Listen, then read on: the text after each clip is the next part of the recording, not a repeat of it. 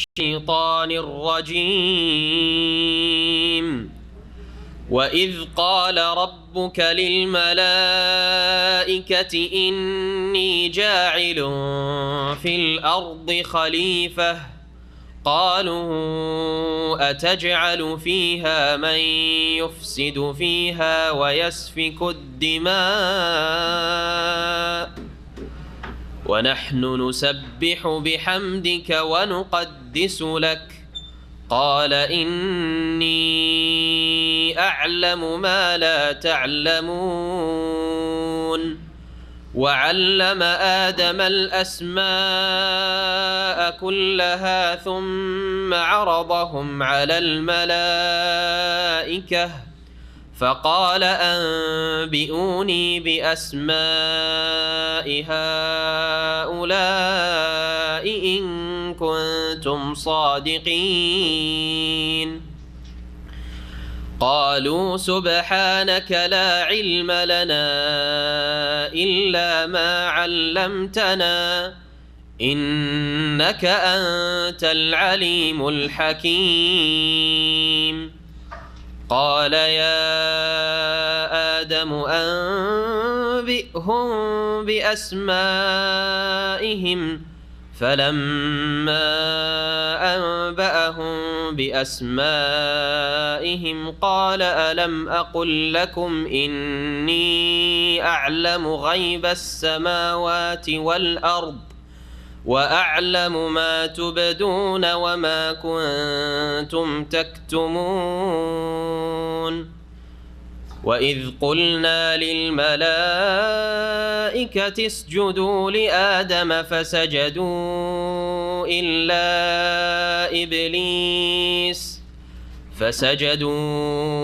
إلا إبليس أبى واستكبر وكان من الكافرين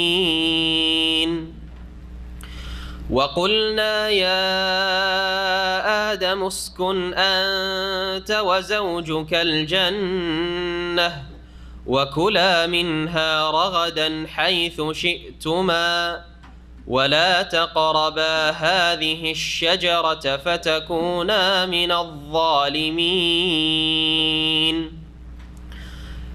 فأزلهما الشيطان عنها فأخرجهما مما كانا فيه وقلنا اهبطوا بعضكم لبعض عدو ولكم في الأرض مستقر ومتاع إلى حين فتلقى آدم من ربه كلمات فتاب عليه إنه هو التواب الرحيم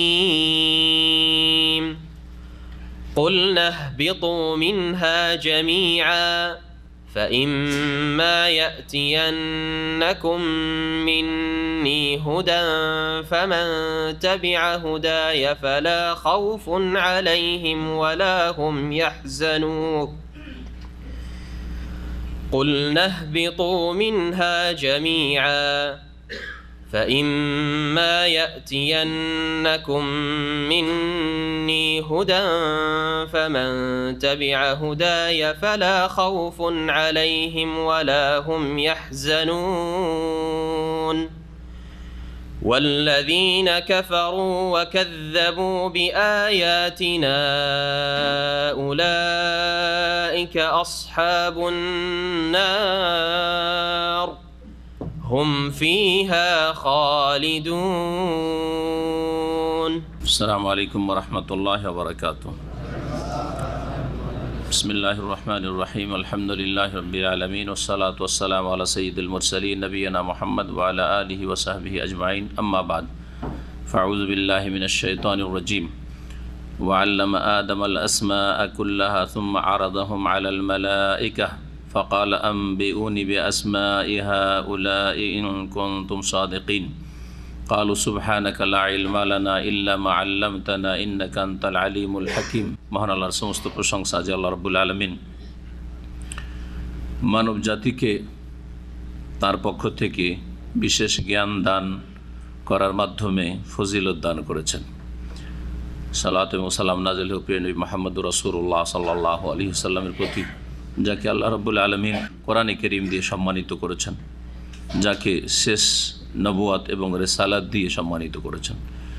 আমাদের সূরা বাকারার তাফসীরের চতুর্থ পর্ব আজকে শুরু হবে আয়াত নম্বর 31 থেকে। আলোচনা চলছে আদম আলাইহিস সালামের সৃষ্টি সম্পর্কে। আদম আলাইহিস সালামের সৃষ্টির সম্পর্কিত যে আয়াতগুলি সূরা বাকারাতে শুরু হয়েছে, তার প্রথম আয়াতটির তাফসীর গত সপ্তাহে হয়েছে। আল্লাহ রাব্বুল আলামিন ফেরেশতাদেরকে উদ্দেশ্য করে বললেন যে আমি পৃথিবীতে একজন প্রতিনিধি সৃষ্টি করব, যারা একে অপরের প্রতিনিধি হবে। একজন যাবে আর একজন আসবে, আর তারা এই পৃথিবীকে আবাদ করবে আল্লাহ রাব্বুল আলামিনের ইবাদত বন্দেগী দিয়ে, আল্লাহ রাব্বুল আলামিনের আনুগত্য দিয়ে, ভালো কাজ করে এবং অন্যায় কথা কাজ থেকে বেঁচে থাকার মাধ্যমে। ফেরেশতারা যুক্তি পেশ করলো যে এরা ফাসাদ সৃষ্টি করবে, অশান্তি সৃষ্টি করবে, ওদেরকে সৃষ্টি করে লাভ কি আল্লাহ? যদি ইবাদত বন্দেগী আপনার উদ্দেশ্য থাকে তাহলে আমরাই তো যথেষ্ট। আমরা তো কোনো অন্যায় কাজ করি না, অন্যায় কথা বলি না, আমরা সবসময় আপনার গুণগান করি, তাসবিহ করি। আল্লাহ রাব্বুল বললেন যে আমি যা জানি তোমরা তা জানো না। প্রশ্ন হচ্ছে যে ফেরেশতারা জানলেন কি করে যে আদম আলাইহিস সালামকে সৃষ্টি করার পরে তার সন্তানরা পৃথিবীতে অশান্তি সৃষ্টি করবে, একে অপরকে খুন করবে, একে অপরের সাথে দুশ্মনী শত্রুতা করবে, পৃথিবীতে বিশৃঙ্খলা সৃষ্টি করবে? এসব কথা জানলেন কি করে? এই বিষয়ে মুফাসসিরিনদের একাধিক মত রয়েছে। তার মধ্যে একটি হচ্ছে যে রব্বুল আলামিন যখন বলেন ফেরেশতাদেরকে ইন্নী জাইলুন ফিল আরদে খলিফা, আমি পৃথিবীতে একজন প্রতিনিধি খলিফা সৃষ্টি করব। আমার খলিফা বলেননি, প্রতিনিধি সৃষ্টি করব। কারণ খলিফা কার লাগে? যে থাকে না তার লাগে। মহান আল্লাহ সবসময় আছেন আর থাকবেন। ওমা কুন্না গায়েবিন, আল্লাহ বলছেন যে আমি কোথাও অনুপস্থিত না, কোথাও থেকে গায়েব না। যে গায়েব হয় না তার খলিফা লাগে না। যখন কোনো দেশের শাসক বিদেশে কোথাও সফরে চলে যায় তখন তার স্থলাভিষিক্ত একজন লাগে, হ্যাঁ, তার খলিফা, তার জানাশীন লাগে যে তার কাজগুলি পরিচালনা করবে। আমি এখন যখন সফরে বাইরে চলে যাই বিভিন্ন প্রোগ্রামে, তখন এইখানে আরেকজনকে এসে শুক্রবারের এই আলোচনাগুলি আমার বা অন্য দিনেরও না থাকলে আরেকজনকে চালাইতে হয়, না হলে জায়গা খালি থাকবে। কিন্তু আল্লাহ রাব্বুল আলামিনের তা লাগে না, যার ফলে আল্লাহর খলিফা বলাটি একটি ভ্রষ্টতা, গুমরাহি। জানলেন কি করে ফেরেশতারা? একটি মত হচ্ছে যে এখানে একটি বাক্য উজ্জ আছে, সব কথা উল্লেখ করা হয়নি। কথাটি এরকম ছিল, ইন্নী জাইলুন ফিল আরদে খলিফাতান ইয়াফআলু কাযা ওয়া কাযা, আমি পৃথিবীতে এমন এক প্রতিনিধি সৃষ্টি করব যার সন্তানরা, যার বংশধর আদম সন্তান, ইয়াফআলু কাযা ওয়া কাযা, তারা পৃথিবীতে এই কাজগুলি করবে। তারা এই ভালো কাজ করবে, তারা এই ফিতনা ফাসাদ সৃষ্টি করবে, মারামারি করবে, কাটাকাটি করবে, ঝগড়া বিবাদ করবে। এইভাবে আল্লাহ বলেছিলেন। এটি একটি মত। তখন ফেরেশতারা বললেন তাহলে এইরকম জাতিকে সৃষ্টি করার দরকার কি? তারা ইবাদত করবে আর ফিতনা ফাসাদও করবে, আমরাও ইবাদত করব, ফিতনা ফাসাদ করব না। একটি মত এটি। ইমাম ইবনে কাসির রাহমাতুল্লাহ আলাইহি মতটিকে উল্লেখ করেছেন। আর একটি মত তিনি উল্লেখ করেছেন, সেটা হচ্ছে যে তারা মানুষ সৃষ্টির আগে জিন সৃষ্টি হয়েছিল, এই জিনদের বদ আচরণ থেকে উপলব্ধি করেছিলেন ফেরেশতারা যে জিনেরা যখন ফিতনা ফাসাদ সৃষ্টি করেছে, আপোষে কলহ করেছে, তখন মানুষও ওই রকমই হবে। জি, আল্লাহু আলাম। আদম আলাইহিস সালামের ফজিলত, শ্রেষ্ঠত্ব দেখাবার জন্য আল্লাহ রাব্বুল আলামিন এখন কয়েকটি কাজ করছেন ফেরেশতাদের সামনে। প্রথম হচ্ছে যে আদম আলাইহিস সালামকে কেন সৃষ্টি করলাম? দেখো তোমরা যে তোমাদের চাইতে শ্রেষ্ঠ আদম এবং আদমের সৎ সন্তানরা, আদমের নেক সন্তানরা, আদমের সন্তানরা না। যদি কেউ বলে আদম সন্তান ফেরেশতাদের চাইতে শ্রেষ্ঠ, ভুল কথা, তাহলে কাফের শ্রেষ্ঠ নাকি? অসৎ বেদিন লোকেরা শ্রেষ্ঠ না, কিন্তু কখনো না। বরং ওদেরকে তো আল্লাহ বলছে উলাইকা কাল আনাম, ওরা ফেরেশতার চাইতে শ্রেষ্ঠ, ফেরেশতার মতো হওয়া দূরের কথা, বরং তারা চতুষ্পদ জন্তুর মতো, বালহুম আদাল, বরং ওর চাইতে বেশি অধম নিকৃষ্ট আল্লাহ বলেছেন। তাহলে কি করে এইরকম কথা অনেক বক্তারা বলে যে মানব জাতি ফেরেশতার চাইতে শ্রেষ্ঠ? ভুল কথা, মানব জাতি নয়, মানব সমাজের সৎকর্মশীলরা, আল্লাহ ভীরুরা, ভালো মানুষেরা যদি বলে তো ঠিক আছে। ওয়ালাকাদ কাররামনা বানি আদম, আদম সন্তানকে আল্লাহ সম্মানিত করেছেন যখন আদম সন্তান তাদের দায়িত্বগুলি ঠিকভাবে পালন করবে। আর আদম সন্তান হওয়ার পরে পাশবিক চরিত্র তাদের হবে, তাদের না আল্লাহর সাথে সম্পর্ক, না তাদের আকীদা, না ঈমান, না ইবাদত বন্দেগী, না আখলাক চরিত্র, না আল্লাহর আদেশ নিষেধ পালন, তাহলে তারা হচ্ছে ওয়াল্লাযীনা কাফারু ইয়াতামাত্তাউনা ওয়া ইয়াকুলুনা কামা তাকুলুল আনআমু ওয়ান নারু মাসওয়াল লাহুম। আর এক আয়াতে আল্লাহ বলছেন যারা অস্বীকারী, অমান্যকারী আল্লাহর বিধিবিধান, তারা হচ্ছে ইয়াতামাত্তাউন ওয়া ইয়াকুলুন, তারা ভোগ বিলাস করে, পৃথিবীর লক্ষ্য উদ্দেশ্য তাদের।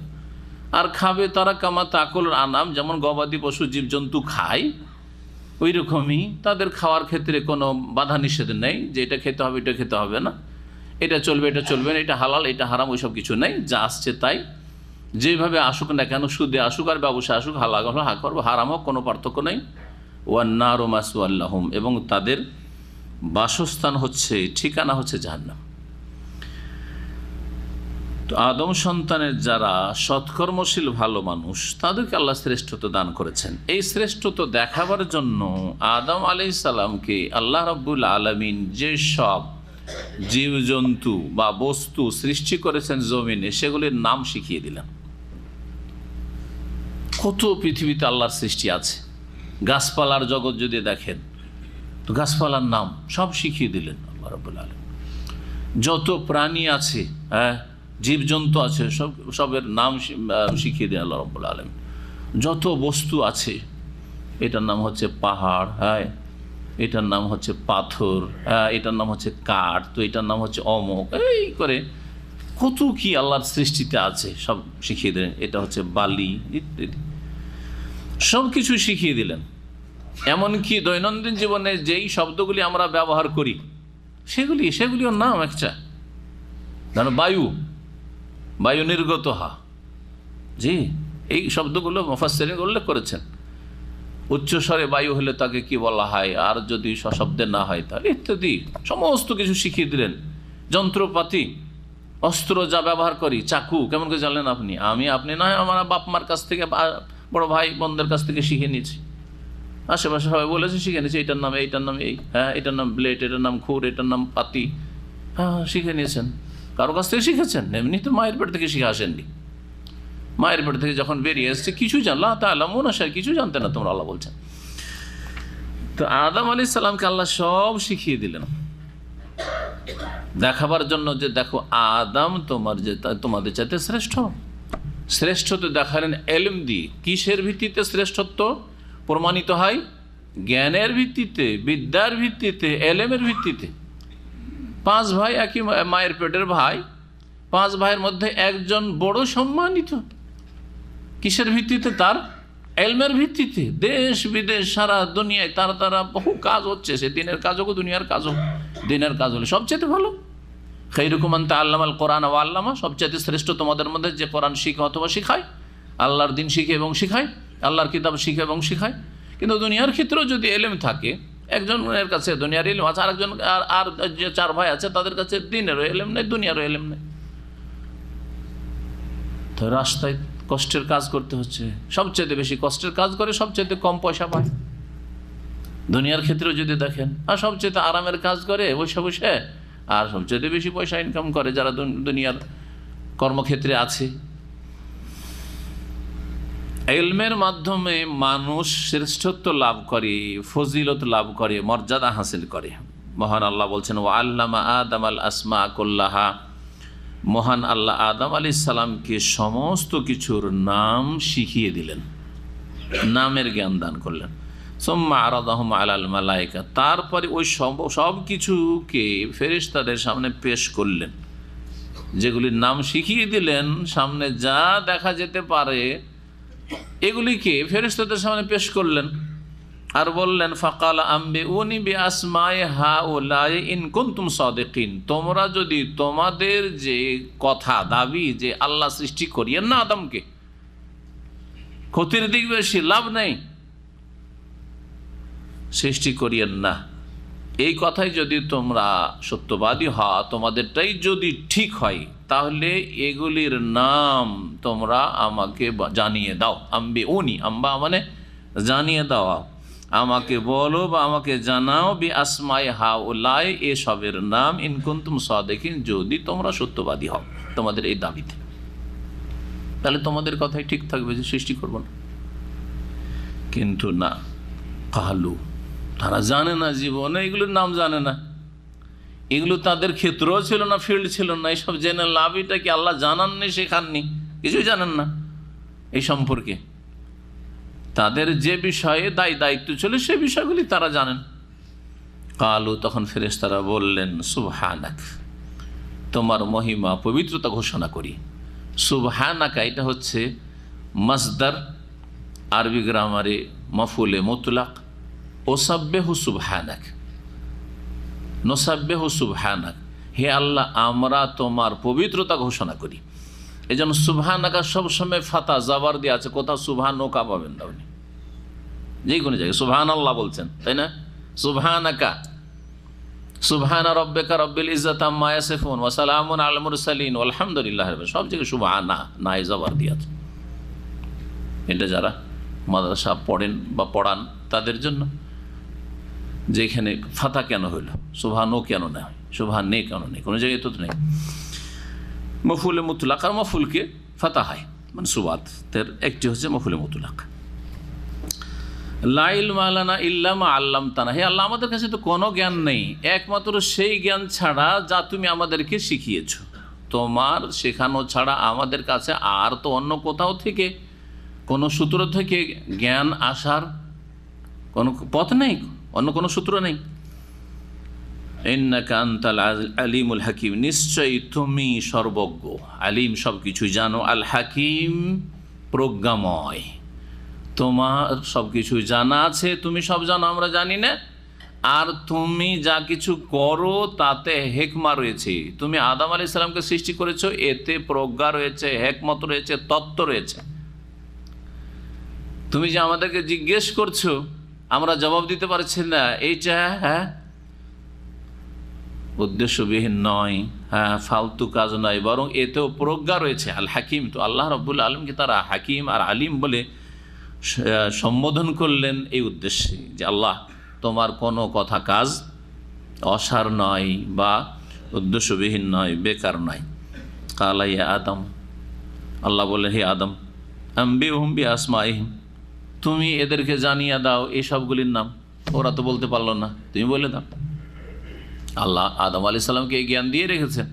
জি, আদম আলাইহিস সালাম এক এক করে সব কিছু যা সামনে আছে এটা এটা এটা এটা এটা সব নাম বলে দিলেন।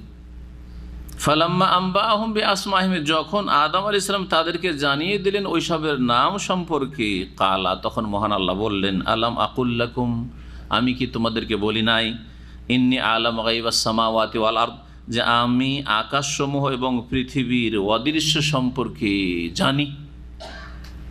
ইন্নী আলাম, আমি জানি, তোমাদের কাছে অদৃশ্য কিন্তু আমার কাছে অদৃশ্য না, আমার কাছে সব কিছু দৃশ্য।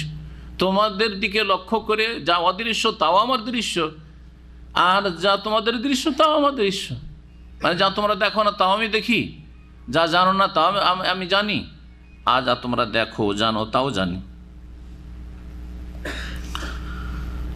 ওয়া আ'লামু মা তুবদুনা ওয়া মা কুনতুম তাকতুমুন, আর তোমরা যা কিছু প্রকাশ করো আর যা গোপন করো তাও আমি জানি। আল্লাহ, তোমাদের মনে কিছু কথা আসে আবার প্রকাশ করো অনেক সময়, তাও আল্লাহ জানেন, আবার প্রকাশ করো না তাও আল্লাহ জানেন। সুতরাং মনে কোনো একটা ভালো কথা আসলো, করলেন, প্রকাশ হইল, তাও আল্লাহ জানেন। ভালো কথা আসলো আর করলেন না, তাও আল্লাহ জানেন যে ভালো একটা কথা আপনার নিয়তে ছিল কিন্তু করেননি বা করতে পারেন নাই, তাও আল্লাহ জানছেন। পারেন নাই তখন আল্লাহ ওই জন্য সওয়াব দেবেন আপনাকে, ভালো কাজের নিয়ত চল করতে পারেন নাই। মন্দ কথা কাজ অন্তরে আসছে, কুমন্ত্রণা ওয়াসওয়াসা, তারপরে তার বহিঃপ্রকাশ ঘটছে, সেই পাপটি বা সেই ভুলটি করছেন, তাও আল্লাহ জানছেন। মা তুবদুন, যা প্রকাশ করছো। আর অনেক খারাপ কথাই মনের ভিতরে আসে, আর অনেকেই করেন না, প্রকাশ করেন না মুখে অথবা কাজের মাধ্যমে, তাও আল্লাহ জানে। ওমা কুনতুম তাকতুমুন। ওয়াইদ কুলনা লিল মালাইকাতি ইসজুদু লিআদম। আদম আলাইহিস সালামকে সৃষ্টি করলেন এবং আদম আলাইহিস সালামের ফজিলত দেখাতে চান। বলবেন দ্বিতীয় ফজিলত, এক হচ্ছে এলমের মাধ্যমে আল্লাহ সম্মানিত করলেন আদম আলাইহিস সালামকে, আদম সন্তানকে, যে এলম যার কাছে থাকবে সে সম্মানিত হবে।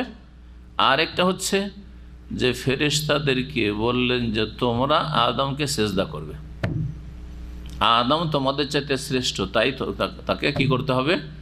সেজদা করতে হবে। এই সেজদা হচ্ছে সম্মানের সেজদা, সেজদায় তাজিম, সেজদা এবাদা নয়, এবাদতের সেজদা নয়। এবাদতের সেজদা মানব জাতির ইতিহাসে সব সময় হারাম ছিল। এবাদত একমাত্র কার জন্য? আল্লাহর জন্য। এটা শুধু নবী মুহাম্মদ সাল্লাল্লাহু আলাইহি সাল্লামের দাওয়াত নয়, বরং সমস্ত নবী রাসূলের দাওয়াত হচ্ছে এবাদত কার জন্য? আনে আবুদুল্লাহ মা লাকুম মিন ইলাহিন গায়রুহু। আদ সম্প্রদায়ের জন্য যখন আল্লাহ হুদকে পাঠালেন আলাইহিস সালাম, সামুদ সম্প্রদায়ের জন্য যখন সালেহ আলাইহিস সালামকে পাঠালেন, শুআইব আলাইহিস সালামকে মাদিয়ানবাসীর জন্য পাঠালেন, সমস্ত নবী রাসূলদের ক্ষেত্রে কোরআনে কারিমে রয়েছে, সূরা হুদে রয়েছে, সূরা আরাফে রয়েছে এই বিষয়গুলি। আল্লাহ রাব্বুল বলছেন যে তাদের দাওয়াত, প্রত্যেক নবীর দাওয়াত ছিল আনে আবুদুল্লাহ, তোমরা কি করবে? আল্লাহর ইবাদত করবে। আর সেজদার চাইতে বড় ইবাদত কি হতে পারে? মানুষ ইবাদত করতে করতে শরীরের সবচাইতে সম্মানিত মর্যাদাপূর্ণ যে অঙ্গটি, সেটা হচ্ছে এই মাথা, চেহারা, মুখমণ্ডল, কপাল, সেটাও মাটিতে ধুলোতে লুটিয়ে দেয়। এর চাইতে বড় ইবাদত কিছু হইতে পারে না।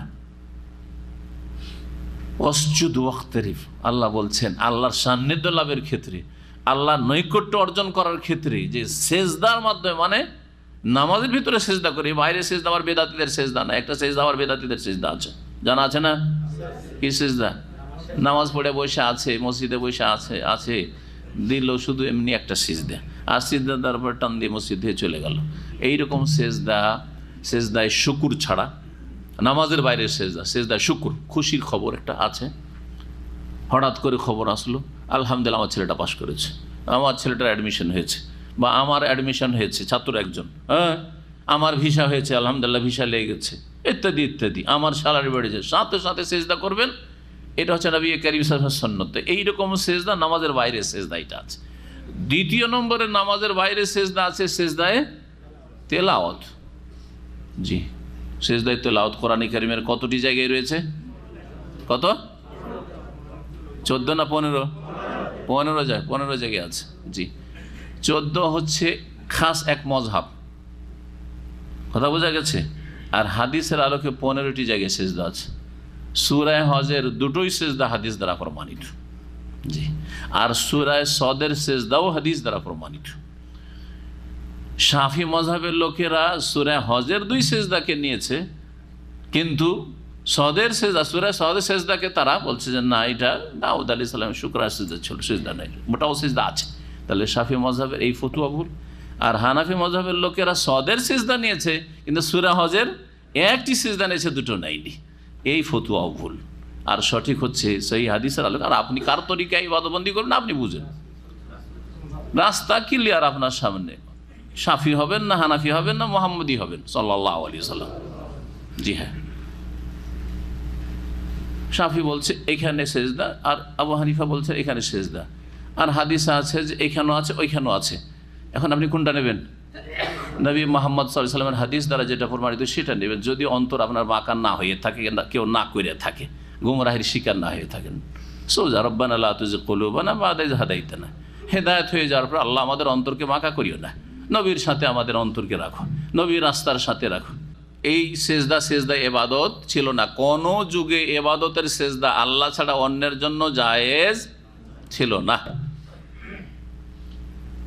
তাজিমের সেজদা, তাজিমের জন্য সেজদা আগের উম্মতে জায়েজ ছিল, কিন্তু শেষ নবী মুহাম্মদুর রাসূলুল্লাহ সাল্লাল্লাহু আলাইহি ওয়াসাল্লাম উম্মতে তাজিম, শ্রদ্ধা, ইজ্জতের সেজদাও জায়েজ নয়।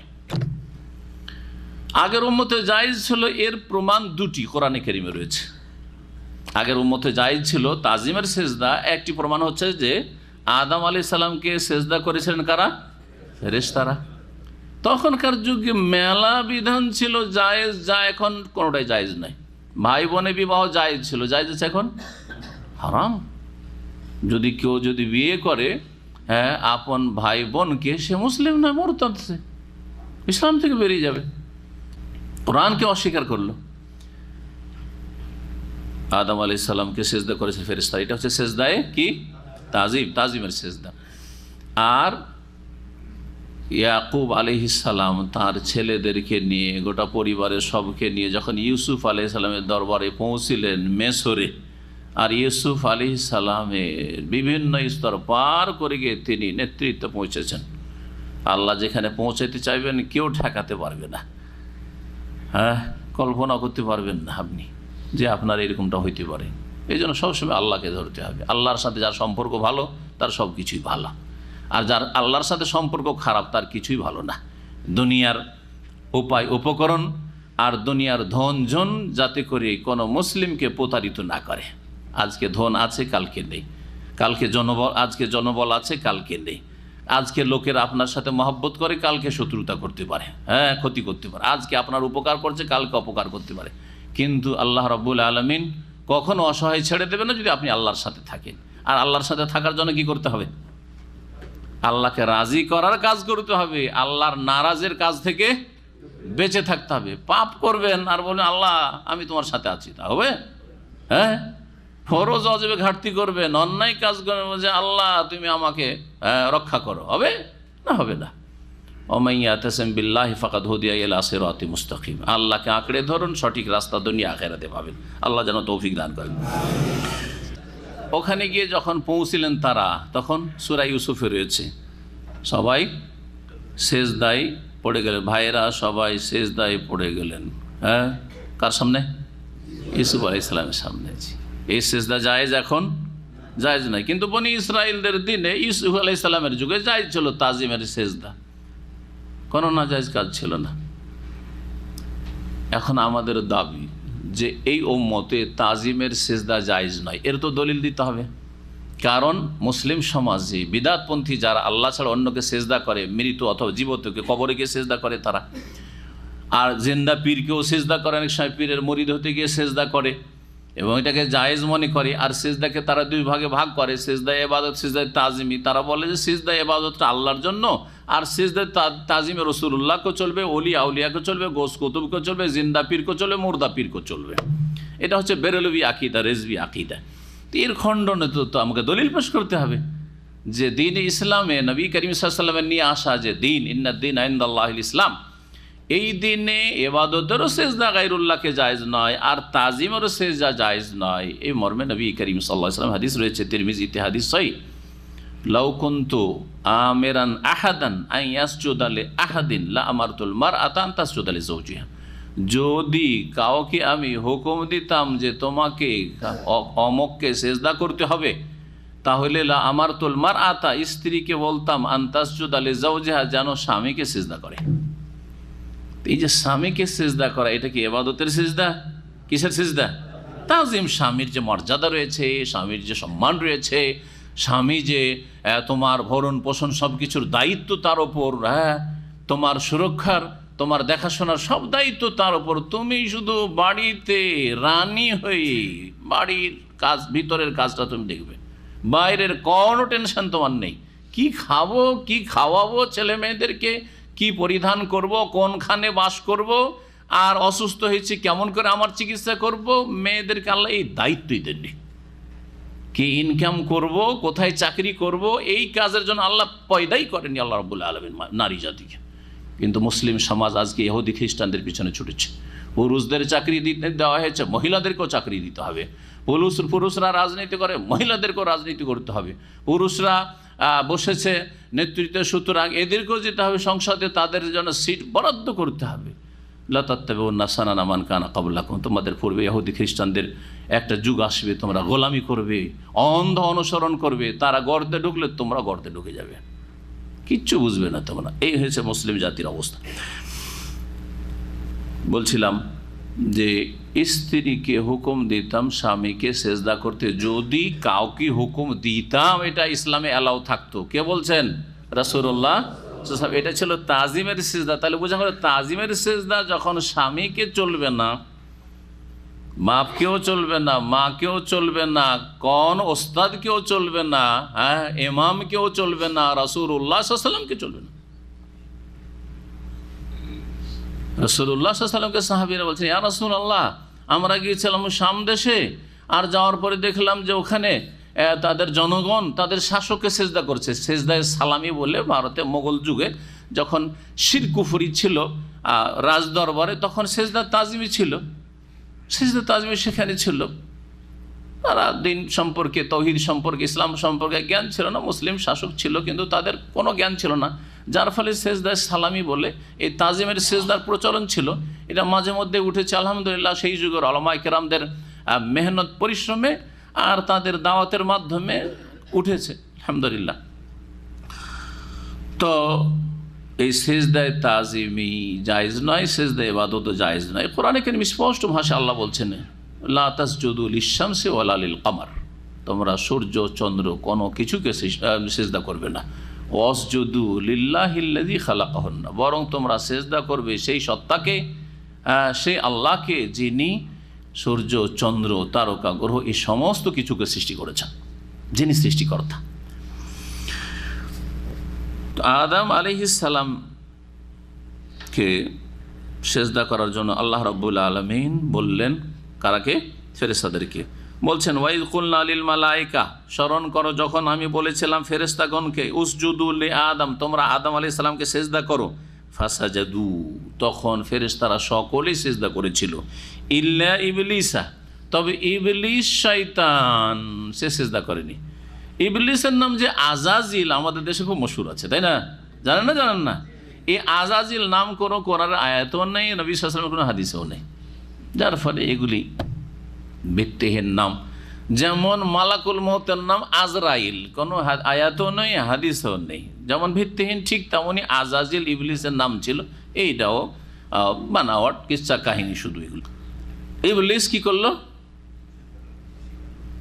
অস্বীকার করলো, সেজদা করলো না। ইবলিসকে ইবলিস কেন বলা হয়? আবলাসা ইবলিস মানে হচ্ছে নিরাশ হয়ে যাওয়া, নিরাশ করে দেওয়া। উবলিসাল মুজরিমুন কোরআনে কারিমে রয়েছে। হ্যাঁ, অপরাধী যারা, অন্যায়কারী, তারা নিরাশ হয়ে যাবে, হতাশাগ্রস্ত হয়ে যাবে, আল্লাহর রহমত থেকে নিরাশ হয়ে যাবে। এটা তো এই আবলাসা থেকে ইবলিস শব্দ বা লাম সিনের ধাতু, নিরাশ হয়ে যাওয়া আর অর্থ বহন করা। আর ইবলিস অভিশপ্ত, মালাউন, আল্লাহর রহমত থেকে নিশ্চিত কি নিরাশ। এতে কোনো সন্দেহ নেই যে ইবলিস আল্লাহর রহমত থেকে বিতাড়িত হয়েছে, তাড়িয়ে দিয়েছে আল্লাহ রাব্বুল। সুতরাং তার উপর দুনিয়া আখেরাতে কোনো রহমত নেই আল্লাহর রহমত থেকে সে নিরাশ হয়ে গেছে। ইল্লা ইবলিস, তাই এটা হচ্ছে তার গুণবাচক নাম। সে কি করলো?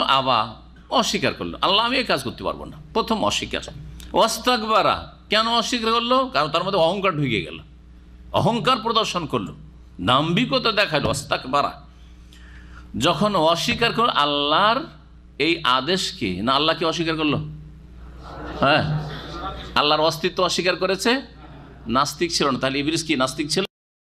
আল্লাহর তৌহিদ রুবুবিয়ত, উলুহিয়াত, আসমা সিফাত, কোন তৌহিদকে অস্বীকার করেছে? আল্লাহ তোমার গুণ মানি না, হাত মানে কুদরতি হাত বলেছিল। এত খারাপ ছিল না ইবলিস, বুঝতে পারছেন? আল্লাহ তোমার চেহারা নাই, আমার তোমার চেহারা মানি না, এই কথা বলেছিল। হ্যাঁ, আল্লাহ তুমি আরশে না, সর্বত্র বিরাজমান, এই কথা বলেছিল। এইসব অস্বীকার করেনি, তৌহিদুল আসমা সিফাত অস্বীকার করেনি। তৌহিদে রুবুবিয়্যাহ, আল্লাহ তুমি খালেক, স্রষ্টা না বলেছিল। আল্লাহ তুমি হায়াত মতের মালিক না, এই কথা বলেছিল। হ্যাঁ, আল্লাহ তোমার হাতে নিয়ন্ত্রণ না, গৌস কুতুবের হাতেও নিয়ন্ত্রণ আছে, কথা বলেছিল। তাহলে আজকালকার মুশরিক আর ইবলিসকে ছড়িয়ে গেছে। ভালো করে চিন্তা করে একটু, ইবলিস কিন্তু আল্লাহর কাজকে অস্বীকার করেনি। এই কথা বলে যে আল্লাহ তুমি নিয়ন্ত্রণ করো না, তুমি ওলি আউলিয়াকে সব দায়িত্ব দিয়ে দিচ্ছ, পৃথিবীর নিয়ন্ত্রণ ওরা করে, গৌস কুতুবরা করে। প্রত্যেক গ্রামের কেনারা কেন একজন করে আল্লাহর গৌস কুতুব আছে, যারা ধৈর্য আছে, না হলে জমিন ধ্বংস হয়ে যাবে। হাউজ বলে তো ইবলিসও বলেনি কথা, ইবলিসও বলেনি সব কথা। চিন্তা করুন একটু যে কোন দিন মানুষ পালন করছে জান্নাতের আশায় আর জাহান্নাম থেকে বাঁচার আশায়, আর এই শিরকি কুফরি আকীদা নিয়ে যদি নামাজ পড়ে কোনো কিছুই কবুল হয় না, কোনো কিছু কবুল হয় না। আমেলাতুন নাসিবা, এত আমল করে কঠোর পরিশ্রম করে তাসলা নারান হামিয়া, জ্বলন্ত আগুনে ঢুকতে হবে। ইবলিসকে বলেছিল তোমার কোনোটাই মানি না, এ কথা বলেছিল। তাহলে আল্লাহর উলুহিয়তকে অস্বীকার, তিন তৌহিদের কোনোটাকে অস্বীকার করেনি। আল্লাহর যে এই ইবলিসের যে এই কুফরি ছিল, এই কুফরিটা আল্লাহর অস্তিত্বকে অস্বীকার করে, ওজুদকে অস্বীকার করেনি, তারপরে আল্লাহর রবুবিয়তকে অস্বীকার করেনি, আল্লাহ রাব্বুল আলামিনের আসমা সিফাত কেউ অস্বীকার করেনি যে তোমার এই গুণ মানি না, তোমার এই ক্ষমতা মানি না। আর আল্লাহর ইবাদতকে অস্বীকার করেনি, আল্লাহ তোমার কোনোটাই আদেশ মানব না, এই কথা বলেছিল কি না? কোনটা মানব না? এই কথাটা মানা যাবে না। কোন কথাটা? এই যে উসজুদুল আদম, আদমকে সিজদা করো, ফেরেশতারা করুক, আমি করব না, এই কথাটা মানা যাবে না। একটা বিধানকে, হুকুমকে অস্বীকার করেছিল অহংকার বশত। পিছনে কাজ করছিল কি, ভিতরে কাজ কি করছিল? অহংকার। আমি বড়, সে ছোট, সে মাটি দিয়ে তৈরি, আমি আগুনের তৈরি, আগুন জ্বললে ওপর দিকে যায় আর মাটিকে ছড়লে নিচের দিকে পড়ে, ওপরে যায় না। সুতরাং আমি কি করে মাটিকে সেজদা করতে পারি? এটা অসম্ভব, আমি এটা মানব না। সব মানছি, আল্লাহ এটা মানা যাবে না। আবার অস্বীকার করেছিল এই হুকুমটা, সব কিছু না, অস্তাকবার অহংকার করেছিল। সুতরাং কি হয়ে গেছিল? হ্যাঁ, মুসলিম ছিল, ওয়াকানা মিনাল কাফিরিন। সুতরাং সে কি হয়ে গেছিল? আল্লাহ বলছে কাফের হয়ে গেছিল, কাফের হয়ে গেছিল, অস্বীকারী, অমান্যকারী। ইবলিস একটা অস্বীকার করলো, একটা অহংকার করলো, দুটা পাপ হইল, অস্বীকারের পাপ। এটা ছিল এই জন্য কুফরুল, এটাকে বলা হচ্ছে কুফরুল ইনকার, কুফরুল জুহুদ, অস্বীকারের কুফরি। তাহলে কুফরি শুধু আল্লাহর অস্তিত্ব অস্বীকার করা নয়, আল্লাহর একত্ব অস্বীকার করা নয়, বা আল্লাহর বিধিবিধান কোনোটাই মানব না, কোরআন অস্বীকার করা নয়, বরং আল্লাহ রাব্বুল আলামিন একটা আদেশ বা নিষেধাজ্ঞা যদি কোরআন সুন্নাহ দ্বারা স্পষ্ট হয়, সেটাকে অস্বীকার করলে কাফের হয়ে যায়। অস্বীকারের অপরাধ কুফরি, অহংকারের অপরাধ। আর একটি অপরাধ করেছিল ইবলিস আল্লাহর জমিনে মানব সৃষ্টির পরে প্রথম যে পাপটি হয়েছিল, সেই পাপটি কি ছিল কেউ বলতে পারেন? না, হত্যার পাপ তো মেলা পরে। কাবিল হাবিলকে হত্যা করলো, তার আগে তো এই পাপ, দুটো পাপ হইল, দুটো পাপ তো কোরআনে রয়েছে এখানে। আবার অস্বীকার করা আর অহংকার করা, আর একটা পাপ আছে হাসাদ, হিংসার পাপ। এই যে আদমকে আমি সিজদা করতে পারি না, কেন? মেনেই নেওয়া যায় না, হিংসা। জি হ্যাঁ, প্রথম আল্লাহর জমিনে মানব জাতি সৃষ্টির পরে যে পাপটি হয়েছিল, সেই পাপটি হচ্ছে হাসাদ, হিংসার পাপ। এত বড় অপরাধ এটি, প্রথম শুরু হয়েছে এটি। হিংসা যদি তার ভিতরে না ঢুকতো তাহলে অস্বীকার করতো না, হিংসা যদি না ঢুকতো তাহলে অহংকার করতো না। যাক, আল্লাহর হুকুম হয়েছে, ওকে এটা দিয়ে মর্যাদা দিয়েছে, আমাকে অন্য কিছু দিয়েছে। হ্যাঁ, আমি তো জিন, তারপর আমাকে ফেরেশতার মাঝে থাকতে দিয়েছে। এটা কি যেমন তেমন কথা নাকি? এটা তার চিন্তা করা উচিত ছিল যদি ও হেদায়েত নসিব থাকতো, কিন্তু ওই সব চিন্তা তার মগজে ঢুকলো না, হিংসা ঢুকে গেল। আমি আনা, এই যে আমি কথাটি মারাত্মক কথা। জি, আমি বলছি, আমি করছি, আমি মনে করি, এই যে আমি কথাটি খুব মারাত্মক ক্ষতিকর কথা। জি, সুবহানাল্লাহ। এটা হচ্ছে অহংকারের। আর আরেকটা হচ্ছে হিংসা। হিংসা পয়দা হইলেই অহংকার পয়দা হয়, হিংসা পয়দা হইলেই অহংকার পয়দা। মেনে নিতে পারেন না, কেউ এগিয়ে চলে যাচ্ছে যে কোনো ক্ষেত্রে, গ্রাম অঞ্চলে ধন সম্পদ নিয়ে যে কত হিংসা। যদি একটু বাড়িঘর ভালো করে নেন আর জমি জায়গা কেনে, হিংসা আর শেষ নেই। আপনজনরা হিংসা করবে, আপনজনরা হিংসা করবে। এই হিংসা মুক্ত মনে হয় কোনো অঙ্গনই নেই, কোনো অঙ্গন নেই। আর যে সাবজেক্টের লোক, ওই সাবজেক্টের লোকের হিংসা করে। বোঝা গেছে কি না? আলেমের হিংসা মেডিকেলের ডাক্তার করবে না, আর ডাক্তারের হিংসা কোনো আলেম করবে না। মাদ্রাসায় চলে যান, হিংসার পরিবেশ বিরাজ করছে, আলেমের বিরুদ্ধে হিংসা। ক্লাসমেট ছাত্র, মাদ্রাসার ছাত্র নিজের ক্লাসের সাথী সঙ্গীদের হিংসা করছে।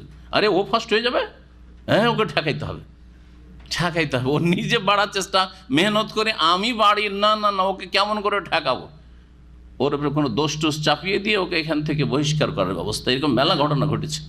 জি, এক ছেলে মদিনা ইউনিভার্সিটিতে এখনও পড়ছে, রাতের অন্ধকারে এমন ষড়যন্ত্র করে সে ছেলেটা ক্লাসে ফার্স্ট চলে আসছিল। এখন ওকে তাড়িয়ে যেটা সেকেন্ড ছিল ও ফার্স্ট হবে শুধু সেই জন্য। রাতের অন্ধকারে ওকে চোর বানিয়ে দিল, চোর চোর চোর চোর, ধরো একে, ধরে দিয়ে তোকে মাদ্রাসা থেকে বের করে দিল। এখন শিক্ষকেরা তো গায়েব জানে না, চোর ধরা খেয়েছে, কয়েকজন যুক্তি করেছে বন্ধু বান্ধব মিলে যে একে এভাবে তাড়াইতে হবে। ছেলের বাপ মা 2 বছর আগে হজে এসেছিল, ওর বাপ কান্না করে আমাকে এই ঘটনা বলতে শুরু করলো যে এই ঘটনা ঘটিয়েছে আমার ছেলের সাথে। মাদ্রাসা হিংসা মুক্ত কোনো জায়গা নেই, আল্লাহ হেফাজত করে। কারণ এই হিংসা দিয়ে ইবলিসের পাপ শুরু হয়েছে, হিংসা দিয়ে ইবলিসের পাপ শুরু হয়েছে, যার ফলে হিংসা মুক্ত ইল্লামান রাহিমাল্লাহ। এবং যেই ব্যক্তির মধ্যে তাকওয়া আছে যে আমি আমার নসিব খাচ্ছি, সে তার নসিব খাচ্ছে, আমার একটা পয়সা সে খেতে পারবে না। একই কোম্পানিতে চাকরি করছেন, হিংসা আসছে আপনার মধ্যে না? আপনি মনকে সান্ত্বনা দেন যে আমার একটা দানা সে খেতে পারবে না, আর তার একটা দানা, একটা রিয়াল আমি খেতে পারবো না। এই আকীদাগুলি যখন মজবুত হয়ে যাবে তখন আর হিংসা হবে না। সে তার খাচ্ছে, আমি আমার খাচ্ছি। আমি সুস্থ আছি, আমার নসিব নিয়ে, আপনি সুস্থ আছেন আপনার নসিব নিয়ে। হ্যাঁ, বোঝা গেছে না? জি, কারো ভালো গাড়ি দেখলে হিংসা, কারো বাড়ি দেখলে হিংসা, কারো ভালো স্ত্রী দেখলে হিংসা, কারো ছেলে মেয়ে দেখলে হিংসা, ইত্যাদি ইত্যাদি। সুবহানাল্লাহ, আল্লাহ যেন হেফাজত করেন। এই ইবলিস বললাম যে সে ফেরেশতাদের মতো নূরের পয়দা ছিল না, তাই না? এর দলিল বাকি আপনার কাছে? দলিল কি যে আগুনের তৈরি? কোরআনে আছে? কোরআনে আছে? কে বলতে পারে? আচ্ছা, হ্যাঁ হ্যাঁ, সূরা কাহফ, ফাসাজাদু ইল্লা ইবলিসা কানা মিনাল জিন্ন। এখানে ইল্লা ইবলিসা আবা ওয়াস্তাকবারা ওয়া কানা মিনাল কাফিরিন, আর ওখানে আছে ফাসাজাদু ইল্লা ইবলিসা কানা মিনাল জিন্নি ফাফাসাকা আন আমরি রাব্বিহ। জি, সে জিনদের মধ্যেকার ছিল, সে জিনদের মধ্যেকার ছিল, এটাই হচ্ছে সঠিক মত, এটা হচ্ছে কোরআনের ভাষা। তারপরও একদল এর অপব্যাখ্যা করেছে, ভুল ব্যাখ্যা করেছে। কানা মিনাল জিন্ন মানে সে জিন স্বভাবের ছিল, মানে জিন ছিল না, এই মতও আছে, দুর্বল। জি, সে আসলে আল্লাহ বলছেন জিনের মধ্যেকার সে জিন জাতির ছিল। তবে তাকে ফেরেশতাদেরকে আল্লাহ হুকুম করলেন। এখন প্রশ্ন থেকে যে সে জিনদের মধ্যেকার ছিল আর হুকুম হলো ফেরেশতাদেরকে সেজদা করার, ফেরেশতারা তো সবাই সেজদা করলো, জিন সেজদা করলো, ইবলিস সেজদা করলো না, তাতে হইল ওটা কি? ওকে তো হুকুমই হয়নি। হ্যাঁ, জি, সঙ্গ দোষে লোহা ভাসে, বুঝলেন? সঙ্গ দোষে লোহা ভাসে, সাথে থাকলে করে যেতে হবে, বুঝা গেছে? জি, আল্লাহ রাব্বুল আলামিন ইবলিসকে সম্মান দিয়েছিলেন যে থাক তুই এর সাথে, ফেরেশতাদের সাথে থাক।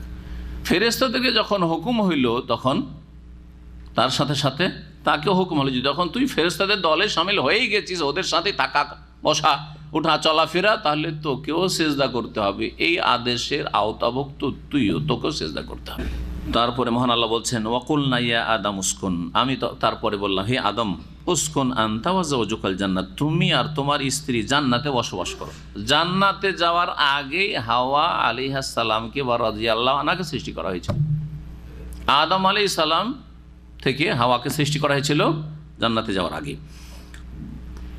যা সেই হাদিসে রয়েছে যে আদম আলাইহিস সালাম ঘুমিয়েছিলেন, ঘুম ভাঙতেই যতদিন পর্যন্ত হাওয়া সৃষ্টি হয়নি ততদিন পর্যন্ত যেন মনটা কেমন থাকতো, যেমন এটা অশান্তি।